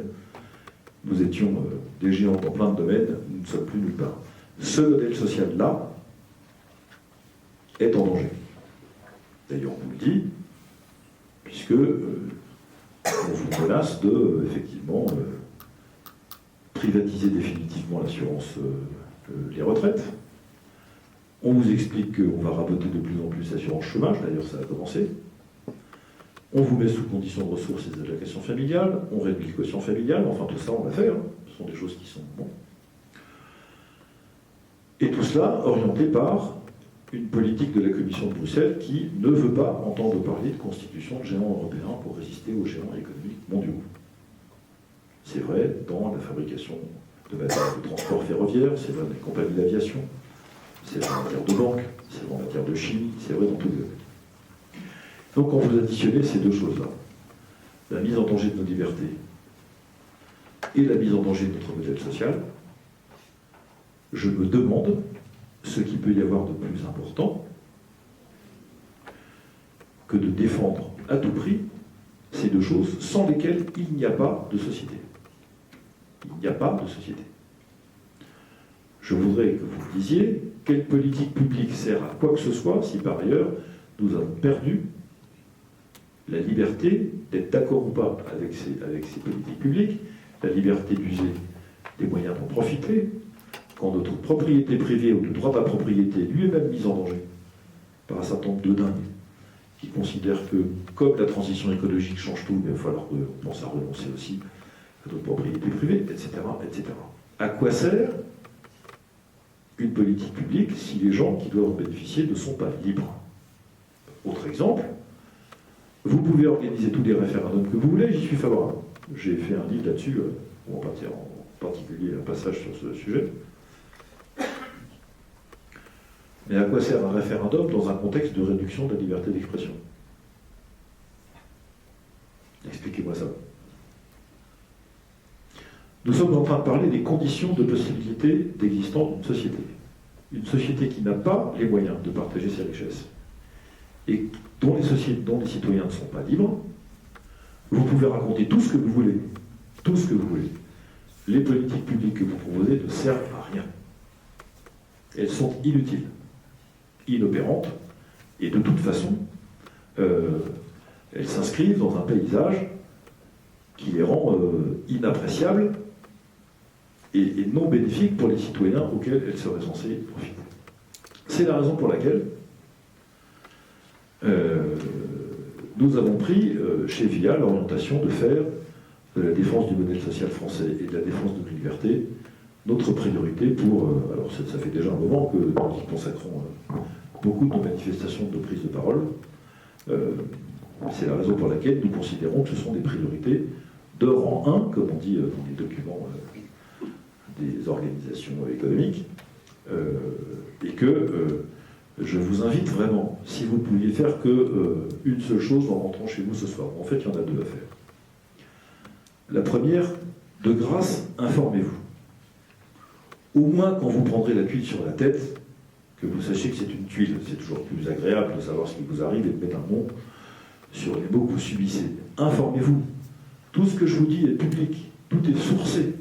Soyez un peu curieux, un peu inventif, et je vous assure, vous en trouverez encore des pires, parce que je ne vous raconte pas tout sur l'OMS, les politiques de santé, les vaccinations forcées, les stérilisations de masse, etc. Enfin, il y en a, on pourra en faire un bouquin. Ce qui nous attend est quand même pas remisant. Au moins, soyez informés. Deuxièmement, parlez-en autour de vous. Encore une fois, les régimes autoritaires s'installent, je dis souvent ça, les régimes autoritaires s'installent dans le silence de leurs opposants. Et si les dictatures torturent leurs opposants, c'est pas pour leur faire mal, c'est pour les faire taire. Par ailleurs, pour ceux d'entre nous qui sont chrétiens, nous sommes héritiers d'une religion de l'incarnation qui passe par la reconnaissance du Verbe de Dieu. Si vous êtes philosophe, vous savez comme moi que le signe du fait que l'homme est un animal politique, c'est qu'il parle. Et nous sommes capables d'échanger ce qu'on appelle les passions de l'âme, comme disent les philosophes. On peut communiquer nos concepts et nos émotions. Alors de grâce, ne vous taisez pas. Informez-vous, regardez ce qui se passe. Ça ne prend pas beaucoup de temps. Ayez un œil sur ça. Informez autour de vous, prévenez vos enfants. Mettez-les en garde contre ce machin. L'autre jour, j'avais des jeunes, je ne sais plus dans quel contexte, on parlait de cette puce là qu'on met sous la peau. C'est merveilleux, hein. Qu'est-ce qu'on va gagner comme temps? Qu'est-ce qu'on va gagner comme temps? Mais vous vous rendez compte de l'esclavage? Donc vous avez du boulot. Relayez-nous, faites savoir tout ça. Rien n'est perdu. Moi, j'ai pas de... Si j'étais désespéré, je serais pas là. Enfin, je serais peut-être là quand même, mais on parlerait d'autre chose. Ou alors on irait écouter M. Macron. Quitte à être désespéré, autant que ça soit pour quelque chose. Mais je veux dire que il n'y a rien d'inéluctable. Rien d'inéluctable. Je me souviens d'avoir entendu en 86 un général à qui il manquait, qui avait laissé son bras droit en Indochine, dans les camps de prisonniers. Il était président des Croix de guerre. Et je l'avais entendu un soir en 86 faire une conférence. Et il nous avait dit en substance, l'Union soviétique va très bientôt s'effondrer. C'était un monsieur d'un certain âge et avec un passé militaire tout à fait conséquent. Par respect pour lui, on ne lui avait pas conseillé d'aller prendre un peu de repos, mais enfin, on n'avait pas pensé moins. 3 ans plus tard, l'Union soviétique était par terre. Rien ne résiste. Rien ne résiste à la force d'un peuple qui a envie de se battre. On dépit, par les temps qui courent, je vous le dis, ça ne s'adresse pas à vous, puisque je vous connais pas. Enfin, pas tous, en tout cas. C'est que je ne sais pas ce qu'il faut dire aux Français pour qu'ils se réveillent. Ils attendent une pipe. Vous n'allez quand même pas vous laisser faire. Franchement, qu'est-ce qu'il vous faut de plus pour que vous commencez à dire « Allez, vous faire foutre, on ne le fera pas ». Qu'est-ce qu'il faut subir de plus? Je ne sais pas. Et je suis très inquiet parce que dans ce genre de mécanique, en réalité, plus on subit et plus le seuil de tolérance monte au fur et à mesure de ce qu'on subit. Ça progresse. Qu'est-ce qu'ils nous feront la prochaine fois? J'en sais rien. Je reviens sur la crise du Covid, mais elle est tellement emblématique. On suspend le contrat de travail de salarié pour n'avoir pas souscrit à quelque chose qui n'est pas obligatoire, c'est-à-dire se faire vacciner. Vous pouvez comprendre ça? Enfin, ça existe dans quel système de droit, ce genre de truc? On est puni parce qu'on n'a pas fait quelque chose qu'on n'était pas obligé de faire. Vous avez essayé d'éduquer vos enfants comme ça, vous Et on n'a rien dit. Et on a même accusé les gens qui se tenaient, j'en ai rencontré à plusieurs reprises et à quelques-uns, je continue d'ailleurs de les voir, ou d'être en relation avec eux. On a accusé ces braves gens qui disaient, mais moi je ne suis pas d'accord avec ça.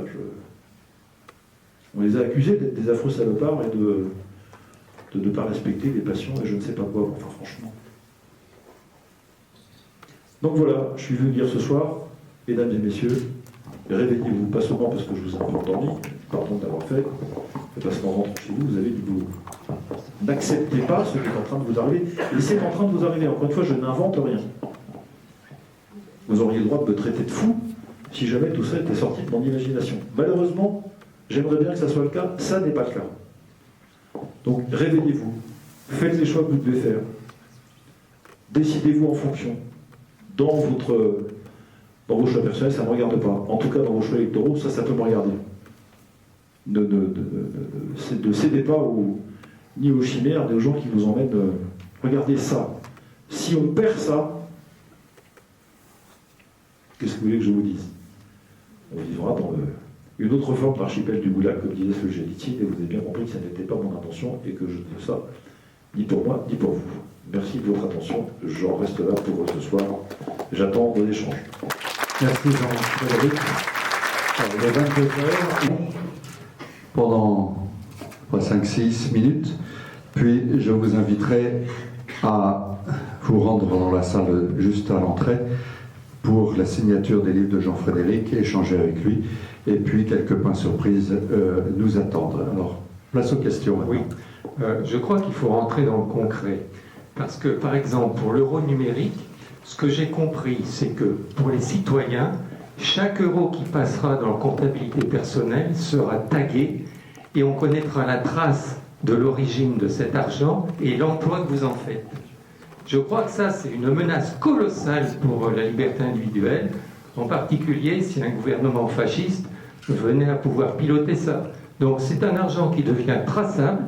Tout votre argent qui est actuellement liquide sera totalement répertorié.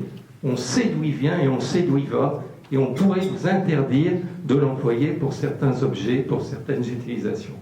Donc si vous confirmez que le risque concret est ça, je crois que l'auditoire va être vraiment éclairé. Cher monsieur, je confirme intégralement ce que vous dites, mais l'avantage du système... l'avantage des possibilités qu'offre la technique d'aujourd'hui, c'est que vous pouvez à peu près tout imaginer. À peu près tout. Il n'y a pas grand-chose qui soit auquel on pense maintenant. Ça va petit à petit, bien sûr, s'élargir au fur et à mesure que... Quand Jules Verne écrit ses romans d'anticipation fin 19e, début 20e, on prend pour un dingue. Il invente le métro aérien, la fusée pour aller dans la Lune, il invente tout ça, on prend pour un fou. L'avantage d'aujourd'hui, c'est que ce que vous venez de décrire, non seulement est parfaitement possible, mais c'est l'intention.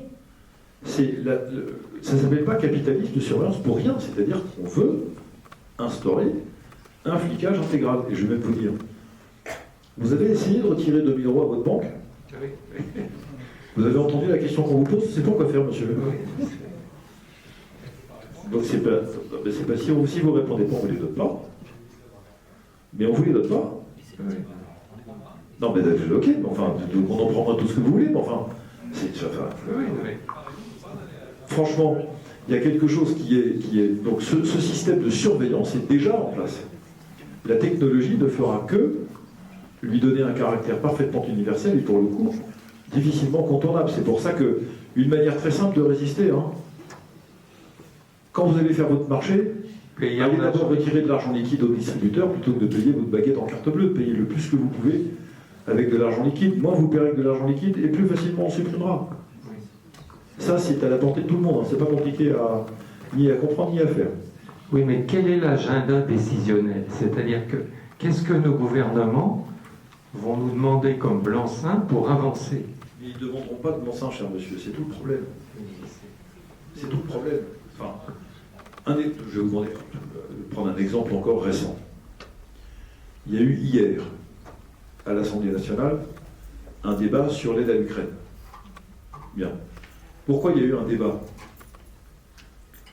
Pour une raison simple, c'est parce que deux de mes amis, un sénateur, Alain Houpert, sénateur de la Côte d'Or, et Nicolas Dupont-Aignan, député de l'Essonne, ont décidé de saisir conjointement le Conseil d'État pour qu'il enjoigne le président de la République d'inscrire à l'ordre du jour du Parlement un débat sur un accord international, ce qui devrait faire d'initiative.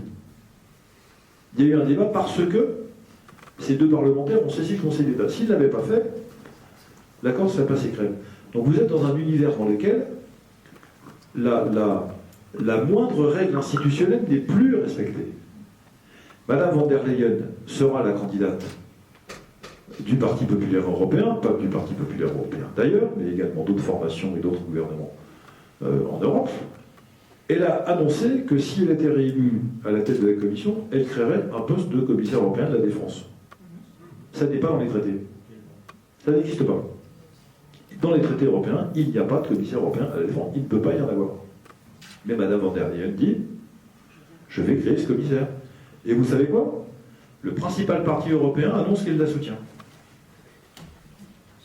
Et je vous assure qu'elle le fera. Je vous assure qu'elle le fera. Donc il y a un moment où l'agenda, il est jamais public. On sent qu'il avance pas à pas. Pourquoi pas à pas? Parce que si on vous donne un agenda public, vous savez, c'est comme si on mettait devant, on prend souvent cet exemple, si on vous met sous les yeux, sur une table, tout ce que le 1er janvier, tout ce que vous allez devoir manger dans l'année pour ne pas mourir de faim, il n'est pas sûr que vous commenciez à manger 1 gramme, tellement il y en a. Mais vous mangez un peu tous les jours. En fait, vous mangez la même quantité, sauf que vous ne vous en rendez pas compte. Mais là, c'est pareil. Si on vous dit tout de suite, dans 2 ans, on sera, machin, etc., ça va faire des manifestations partout et on n'y arrivera pas. Mais en revanche, petit bout par petit bout, Madame Lagarde vous dit, à partir de septembre, je crois, on va supprimer définitivement les billets de 500 €, et puis après on supprimera les billets de 200 €, puis après les billets de 100 €, puis petit à petit, voilà, on vous annonce ça. Donc c'est pas à pas. La fabrique du consentement implique une politique des petits pas et le camouflage. Donc n'attendez pas d'agenda, il n'y en aura pas. En revanche, le fait, je termine en une phrase, monsieur, pardon, comme on connaît le but, on peut d'ores et déjà alerter sur le fait que ce petit pas qu'on est en train de voir, il participe de l'atteinte de ce but-là. On n'a pas d'autre moyen de s'opposer à ça que...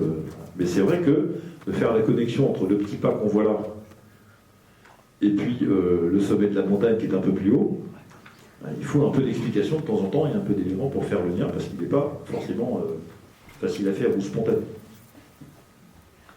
Oui, cher monsieur, vous nous avez parlé de répartition de la richesse, et je pense à monsieur Macron qui, il y a quelques semaines, au Salon de l'Agriculture, a expliqué à un parterre d'agriculteurs dépités que l'agriculture, la ferme France, se portait bien.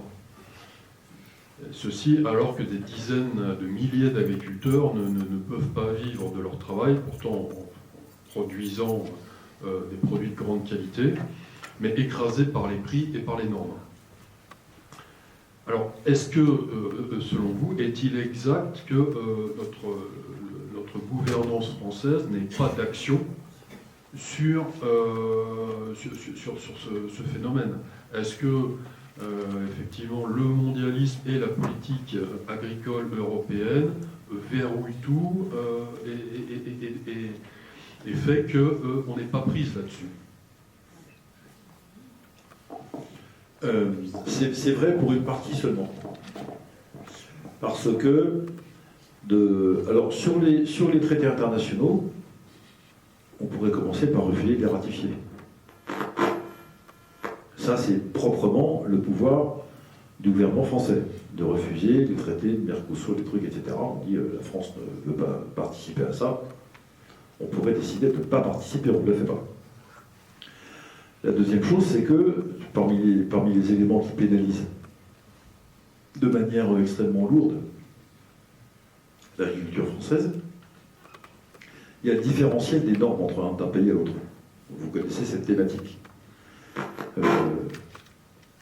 Dans un producteur de lait allemand, il a le droit de mettre, je ne sais pas quel produit chimique qui permet un agent de conservation, dans des quantités 10 fois plus importantes que l'agriculteur français, ou plutôt 10 fois moins importantes que l'agriculteur français, parce qu'on considère en Allemagne que le seuil de tolérance il est 10 fois moins élevé que ce que les Français qui ont mis ceinture bretelle et qui ont voulu être les meilleurs élèves de partout considèrent de leur côté.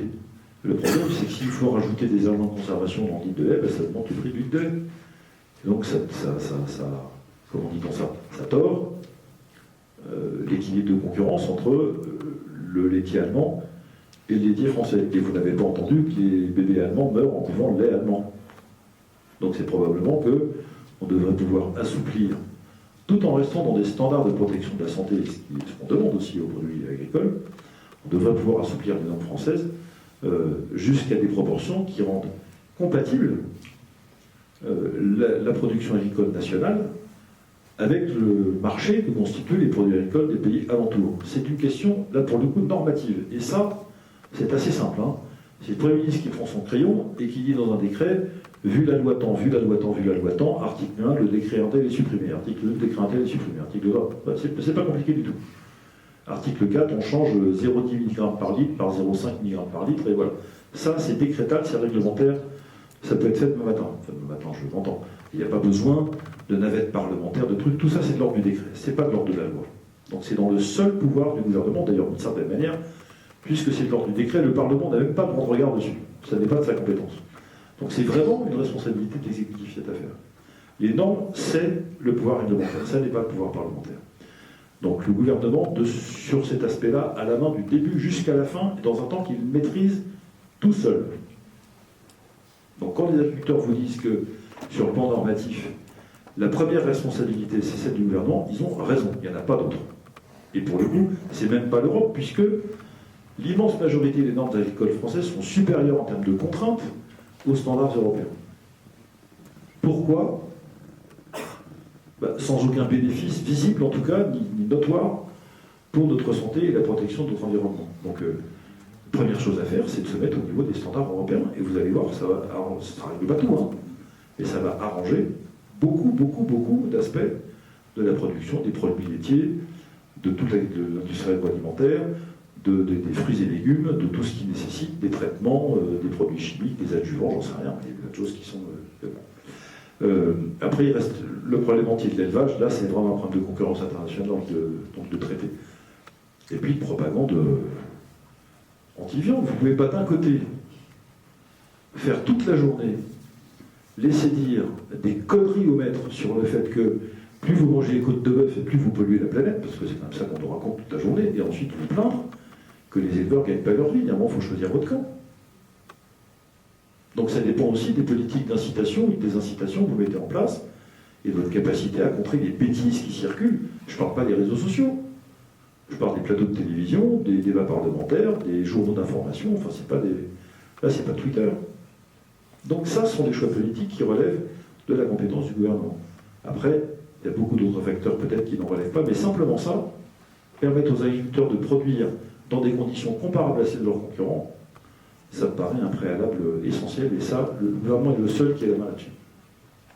Même le Parlement n'y peut rien, c'est-à-dire, même un groupe de parlementaires ne peut pas dire vous allez changer cette norme-là, ça n'est pas dans son pouvoir.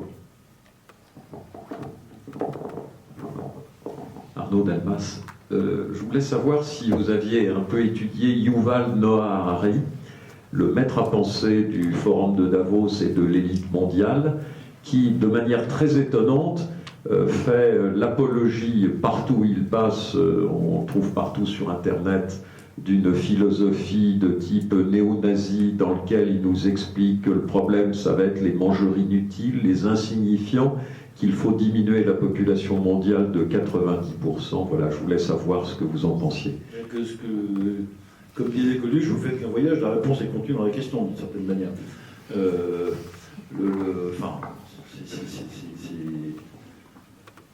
J'ai même pas de mots, je sais même pas quoi vous dire, tellement c'est horrible.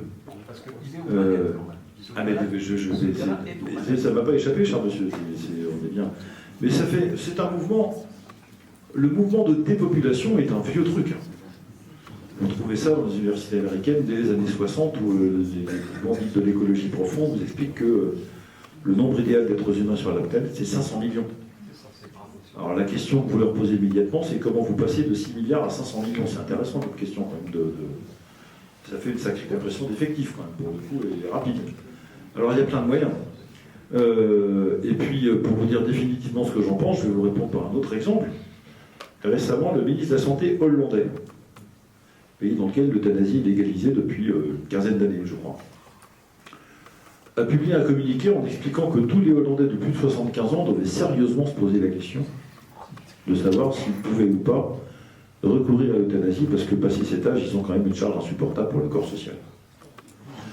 Donc, ne doutez pas une seule seconde que la légalisation de l'euthanasie va aussi servir d'instrument non dit de régulation de population et donc d'équilibre du système des retraites, mais avec des pratiques et dans des intentions qui ne sont pas exactement celles que dira le texte. Mais nous sommes face à des gens qui se présentent comme des humanistes. Ça vaut le coup de lire ces livres, hein, parce que vous avez raison, ils sont parfaitement instructifs, ils sont terribles d'une certaine manière, c'est tout ce que nous n'aimons pas. Et malheureusement, ils sont exactement à l'image de ce que j'évoquais tout à l'heure, c'est-à-dire, c'est vraiment la fin la plus marquante de l'universalisme qui nous est cher, parce que nous sommes d'héritage chrétien, donc nous considérons que il n'y a pas de vie qui soit supérieure à une autre, pour aller vite. Pour ces gens, j'y reviens, c'est l'élite qui est en train de vous parler. C'est ça que vous ne voulez pas comprendre, cher monsieur, à quoi vous résistez inconsciemment. Ces gens savent ce qu'il faut pour l'humanité, vous ne savez pas. Moi non plus. Hein. Donc laissez-les faire, c'est pour votre bien. Même s'ils vous igouillent pour votre bien. Et ça, vous ne voulez pas l'accepter. C'est quand même bizarre. Je ne sais pas pourquoi vous êtes nerveux à ce point. Je dis, il n'y a pas de... Quel est le problème? Ils savent. Il faut se sacrifier pour le bien commun. Mais bien sûr, mais tout ce que vous voulez. Christine avait eu il y a une paire d'années, comme on dit dans le Nord, un débat avec Bayrou sur la notion d'utilité sociale. Enfin, mais vous vous rendez compte? Alors c'est dans la Déclaration des droits de l'homme, l'utilité sociale. Mais on parle des fonctions. On parle des responsabilités qu'on exerce dans la cité. On ne parle pas de l'utilité sociale des gens tout court. Donc c'est toutes ces dérives-là qui sont au nom du bien de l'humanité, notre élite qui nous guide. D'ailleurs, quand vous regardez le vocabulaire du néolibéralisme, c'est très impressionnant. On vous parle de conducteurs des peuples, de leaders, de guides. Enfin, vous trouvez tous ces mots dans cette littérature-là. Ça ne vous rappelle rien?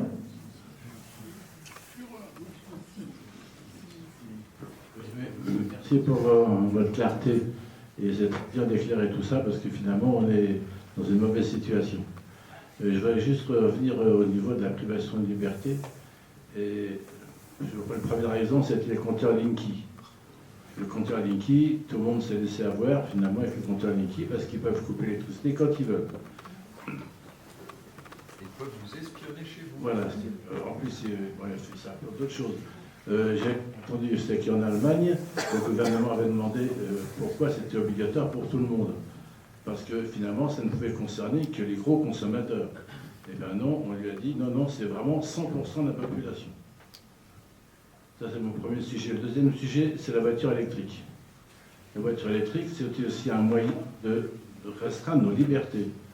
Hein, imaginez, vous voulez descendre à Valence, vous mettez combien de temps pour une voiture? Puis imaginez 20 000 voitures qui descendent en même temps sur l'autoroute du Sud, qui vont se ravitailler à mi-parcours. C'est infaisable. Donc on a une très grosse restriction de liberté à cause des voitures électriques. Je ne parle pas des problèmes des voitures, il y en a 30 qui brûlent sur la Tonquière. Mais donc ça, est-ce qu'on ne pourrait pas faire une action collective justement pour cette restriction de liberté qui nous impose les voitures électriques? Alors, sur la deuxième question, je suis moins pessimiste que vous sur les véhicules électriques parce que je pense que pour des raisons de distribution d'électricité, ça ne pourra pas fonctionner, ça ne verra pas le jour. Malheureusement, un certain nombre de constructeurs européens ont d'ores et déjà pris le pli du tout électrique, d'autres sont allés mollement et sont en train de revenir. Je prédis aux véhicules thermiques un avenir beaucoup plus long que ce qu'il faudrait. Sur le premier point, là encore, c'est passé à peu près inaperçu de nous autres. Le gouvernement a publié un décret au début du mois de février. Donc il y a un mois. Non, pardon, le décret date de décembre pour entrer en vigueur à partir de février.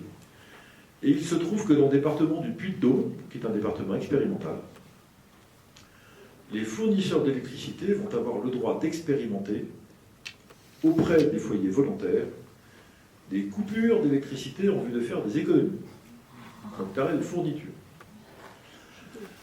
de manière inopinée. Alors, le décret dit bien que c'est à titre expérimental, que c'est si et seulement si vous êtes volontaire, et si vous êtes volontaire, vous gagnerez 10 € sur votre facture mensuelle. C'est marqué dans le décret. Et une fois que ce sera terminé, on va faire comme dans toutes les bonnes organisations, c'est-à-dire qu'on va faire un bilan d'expérimentation, faire un rétex, comme on dit dans certains milieux, un retour d'expérience, et puis on verra si ça a marché, si ça n'a pas marché, et puis évidemment, tout ça sera généralisé à l'échelle nationale, et donc demain matin, vous aurez votre fournisseur d'électricité qui pourra. Pourquoi? Je n'en sais rien, c'est pas dans le décret, pourra décider que là on est en heure creuse, volontaire ou pas, entre 9h30 et 11h30 du matin, et on vous coupe l'électricité parce qu'on suppose que vous êtes au travail, que les petits sont à l'école, que vous n'avez pas besoin de trucs, que vous ne pouvez pas tourner vos appareils électroménagers quand vous n'êtes pas là, tant pis pour votre congélateur, et puis si vous chauffez au gaz, quand vous rentrez au soir, ce sera chauffé, donc tout va bien. Hop, 2 heures en moins. Mais parce qu'il faut faire des économies. Parce que vous n'êtes pas raisonnable. C'est tout. Vous n'êtes pas sage. Donc on vous explique comment il faut être sage. Donc on vous coupe le kiki. Hop, plus l'électricité. Oui, vous verrez que les logiques de rationnement. Mais Macron nous a prévenus. Enfin, c'est pour ça que, d'accord, il dit quand même beaucoup de choses qui sont bon. Mais de temps en temps, il dit des trucs auxquels il faut faire attention. Nous sommes en train de sortir d'une certaine période d'abondance. Ça veut dire rien. Ça veut dire quoi qu'on sort d'une période d'abondance? Ça veut dire qu'on entre dans une période de pénurie. Si on entre dans une période de pénurie, on entre dans une période de restriction. Je ne sais pas pourquoi on est étonné.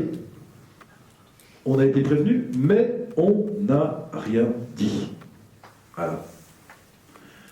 Et nous, on continue d'organiser, on organise à Clermont-Ferrand avec nos équipes des manifestations avec nos amis des patriotes de M. Philippot, des manifestations devant la préfecture pour dire vous supprimez ce décret de rationnement d'électricité parce qu'on n'est pas content.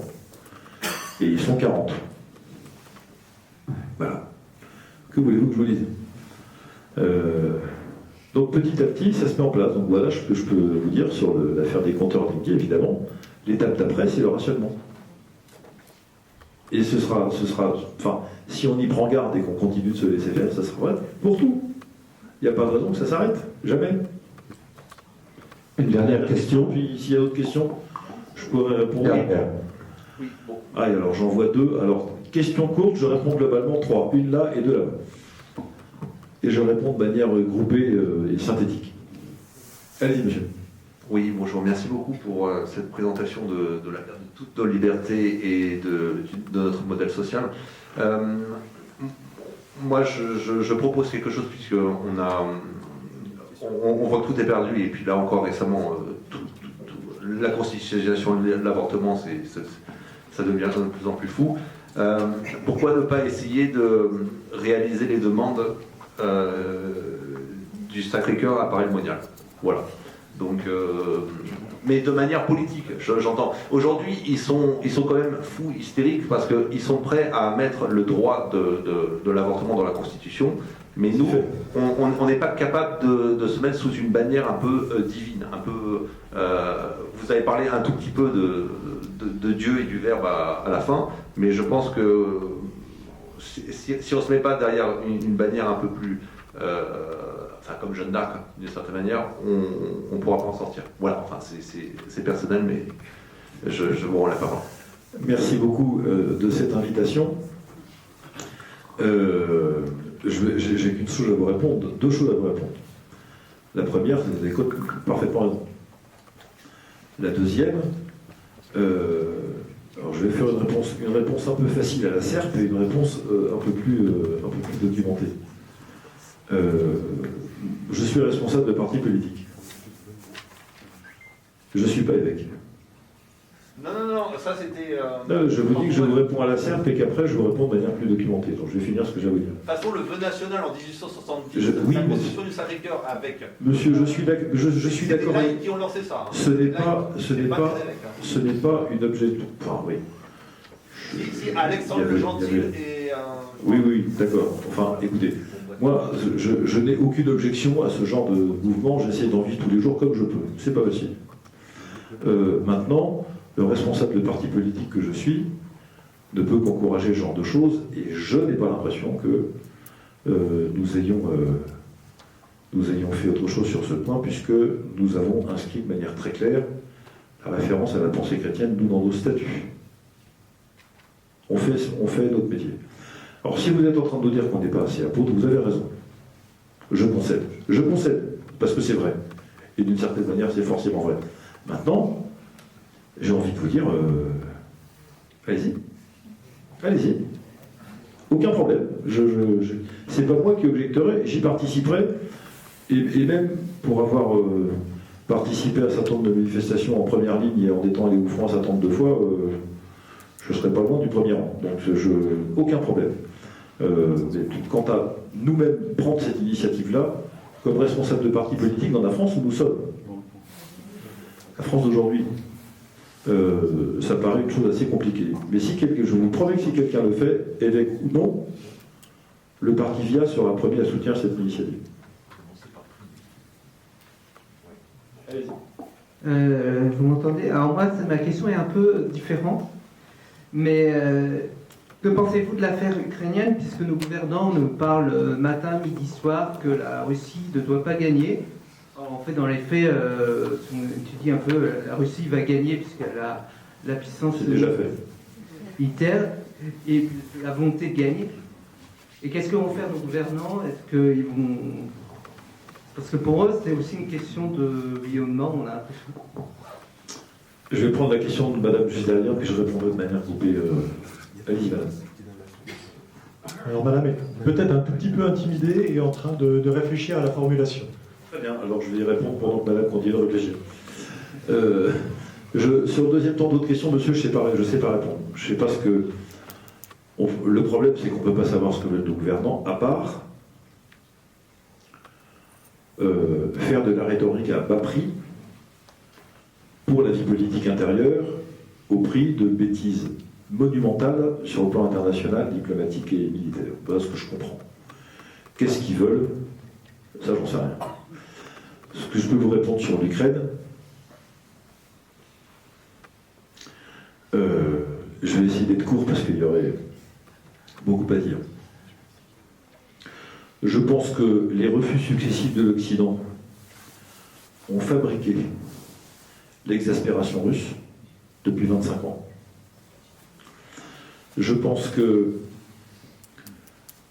le défaut de respect de la parole occidentale dans les traités internationaux n'ont pas pu rassurer les Russes sur leur propre sécurité. Je pense que cette idée folle selon laquelle nous, occidentaux, nous avons le droit d'intervenir partout, au mépris des frontières et des droits des États, lorsque nous considérons que c'est notre intérêt. Et cette deuxième idée occidentale selon laquelle nous seuls aurions le droit de le faire est une folie. Le jour où j'ai reçu l'ambassadeur Orlov, alors que je présidais la commission d'enquête sur les moyens de Daesh à l'Assemblée, Orlov était l'ambassadeur de Russie en France à l'époque, un peu après les attentats du Bataclan. On était quelques mois après le démarrage du cœur de la crise en Crimée. En Ukraine, c'était après Maïdan, etc. Et je lui ai dit, alors, monsieur l'ambassadeur, comment est-ce que vous voyez évoluer la crise en Ukraine? Et il a dit, monsieur le président, souvenez-vous du Kosovo. Vous comprenez, il y a un moment où... Alors, moi, j'ai pas d'action chez Poutine, moi. Je suis français, je suis pas russe. Donc, c'est pas mon sujet. Je pense que ce n'est pas notre guerre. C'est notre paix. C'est toute la différence par rapport au gouvernement français. Et quatrièmement, quand vous laissez un membre de l'OTAN occuper la moitié d'un autre pays membre de l'OTAN, par ailleurs membre de l'Union européenne, sans réagir depuis 50 ans, je parle de la présence turque sur l'île de Chypre.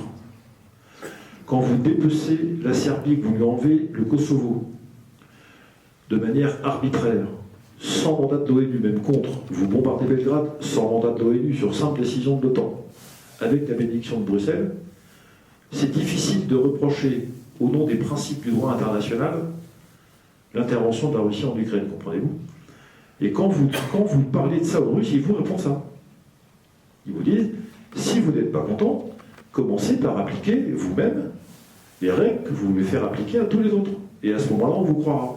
Ne cherchez pas ailleurs la désaffection terrible, massive de l'hémisphère sud à l'égard de l'Occident. Dernier point, je pense que la Russie a déjà gagné la guerre. Il y a 145 millions d'habitants contre 30 millions d'un pays qui est en économie de guerre, lui, pas pour rire, hein, depuis 7 ans, et probablement depuis un peu plus, qui a le 3e ou 4e budget de défense du monde, avec une armée surentraînée, ne peut pas perdre contre l'Ukraine, c'est impossible.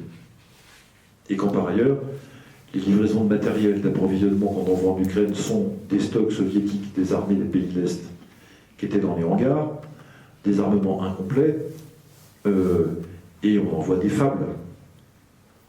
Des fables. Combien de temps il faut pour former un pilote de F-16? Entre 2 et 3 ans. Et vous imaginez qu'ils vont attendre pendant 3 ans. Est-ce que vous pensez qu'un système, un char d'assaut, c'est comme une auto-tamponneuse, c'est-à-dire que ça peut marcher tout seul Non, il y a tout un système de géolocalisation, de défense entier qu'on déplace quand on déplace des équipements. Et vous croyez vraiment que... Non. Donc c'est perdu. C'est perdu, tant pis pour nous. Nous aurions dû conserver une attitude de médiateur, une attitude de paix. Nous sommes en train de payer la note d'une guerre qui n'est pas la nôtre, de la responsabilité folle de nos gouvernants. D'ailleurs, Hollande, plus d'ailleurs et peut-être que Macron, encore que, et nous payons sur le plan économique, sur le plan social, sur le plan diplomatique, sur le plan de la défense, sur le plan militaire, un prix absolument exorbitant qui n'aura qu'une conséquence. 2, pardon. 1, augmenter notre endettement. 2, renforcer notre dépendance militaire et énergétique à l'égard des États-Unis. Voilà quelles seront les conséquences de cette guerre. Et par ailleurs, la Russie à terme gardera bien sûr la Crimée. Je ne suis pas sûr que les Russes aient envie d'envahir la Pologne, la Hongrie, la Slovaquie. Je ne suis pas certain du tout. En tout cas, j'en sais rien, je ne suis pas dans la tête des dirigeants russes. Mais je constate quand même, pour terminer, qu'il y a une propension des dirigeants occidentaux à lire ou à entendre des propos que Vladimir Poutine ne prononce pas ou n'écrit pas, et inversement, à ne pas lire ou à entendre des choses qu'il dit ou qu'il écrit. Ça me paraît une drôle de pathologie, et c'est sûr que ça aide certainement pas à prendre des bonnes décisions. Eh bien, merci Jean-Frédéric. Je voudrais... François, madame voulait poser une question et attendez peut-être. Oui. Question courte, réponse courte. Oui, bonsoir. Oui, compte tenu, à la vue du joli futur que nous promet l'Europe actuelle, peut-on encore aujourd'hui faire marche arrière et ce, en restant dans l'Europe? Alors, en restant dans l'Europe, sûrement pas. Pour plein de raisons. Qu'on a d'ailleurs un peu abordé ce soir, mais vous comprenez, quand on a des politiques de liberté individuelle, de liberté publique qu'on voit, des politiques économiques qui veulent faire de l'Europe un marché ouvert, le seul marché ouvert du monde en réalité, parce que tous les autres sont quand même fermés d'une manière ou d'une autre. On veut nous imposer une politique de défense qui méprise les États, une politique sanitaire que nous ne maîtrisons plus, le tout au mépris de toutes les institutions, tous les traités. Comment voulez-vous qu'on reste dans un truc pareil? Enfin, est-ce que vous avez, vous, envie de rester là-dedans? Franchement. Le problème, c'est plus difficile. Je pense que, en tout cas, ce que je ne vois pas clairement, un jour, si mon ami Jacques Miard était là, député maire de Maison-Lafitte, enfin l'ancien député et maire de Maison-Lafitte aujourd'hui, était là, il vous dirait que tout ça va finir par s'effondrer. Et à chaque fois, on lui dit, mon cher Jacques, tu finiras par avoir raison. Ça ne peut pas durer indéfiniment.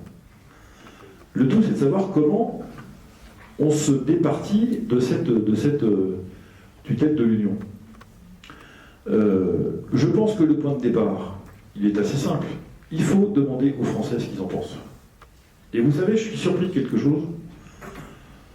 Il y a encore quelques temps, le mot Frexit n'avait pas bonne presse. C'était comme souverainiste, conservateur, tous ces trucs étaient quand même assez réprouvés. Enfin, c'était un vocabulaire qu'on n'appréciait pas.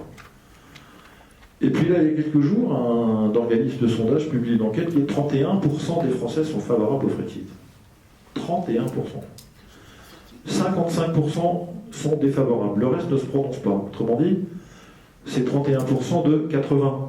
C'est pas 31% de 100. Ce qui veut dire que nous sommes dans une période dans laquelle la méfiance à l'égard des institutions européennes n'a jamais été aussi forte, et on comprend très bien pourquoi. L'Europe nous ruine, elle nous emmène vers la guerre, elle supprime nos libertés, elle nous appauvrit, enfin, franchement. Donc la question est, est-ce qu'on doit y rester? Non. Est-ce qu'il suffit de vouloir tordre le bras de la Commission de Bruxelles? Exercice très difficile, pour une raison simple.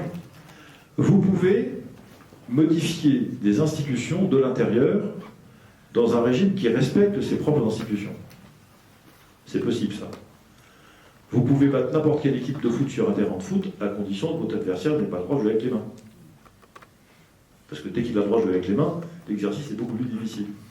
Donc nous sommes en face d'une Union européenne qui ne respecte pas ses propres traités fondateurs. Je prétends que, compte tenu de ce constat, c'est impossible de réformer, parce que dès que vous engagerez quelques réformes que ce soit, on vous expliquera qu'il y a un truc un paragraphe quelque souci, etc. Donc la seule manière, c'est d'engager le rapport de force avec l'Union. Comment est-ce qu'on engage ce rapport de force? On demande aux Français leur avis. Ça commence par là. Sur le reste, j'ai écrit dans un livre qui est peut-être là-bas à votre disposition. Je ne pense pas que le fait de sortir de l'Union soit un préalable à toutes les politiques publiques, parce que je vois beaucoup de risques que je n'ai pas estimés et beaucoup de choses qui se profilent, mais je pense que les Français ont envie d'en débattre de manière profonde. Et deuxièmement, je pense surtout qu'on ne peut pas évacuer la sortie comme possible une fois que les autres pistes de réforme ou d'options n'ont pas fonctionné. Voilà ce que j'en pense. Merci à tous, on va boire un coup. Merci Jean-Frédéric. Cette heure sera pour vous et votre épouse qui vous laisse partir tous les soirs sur la France. Merci à ceux qui nous ont aidés, Laurine, Eva, Ségolène, Guylain, René. Je vous invite maintenant à aller rejoindre Jean-Frédéric dans le salon d'à côté et pour prendre un verre. Merci.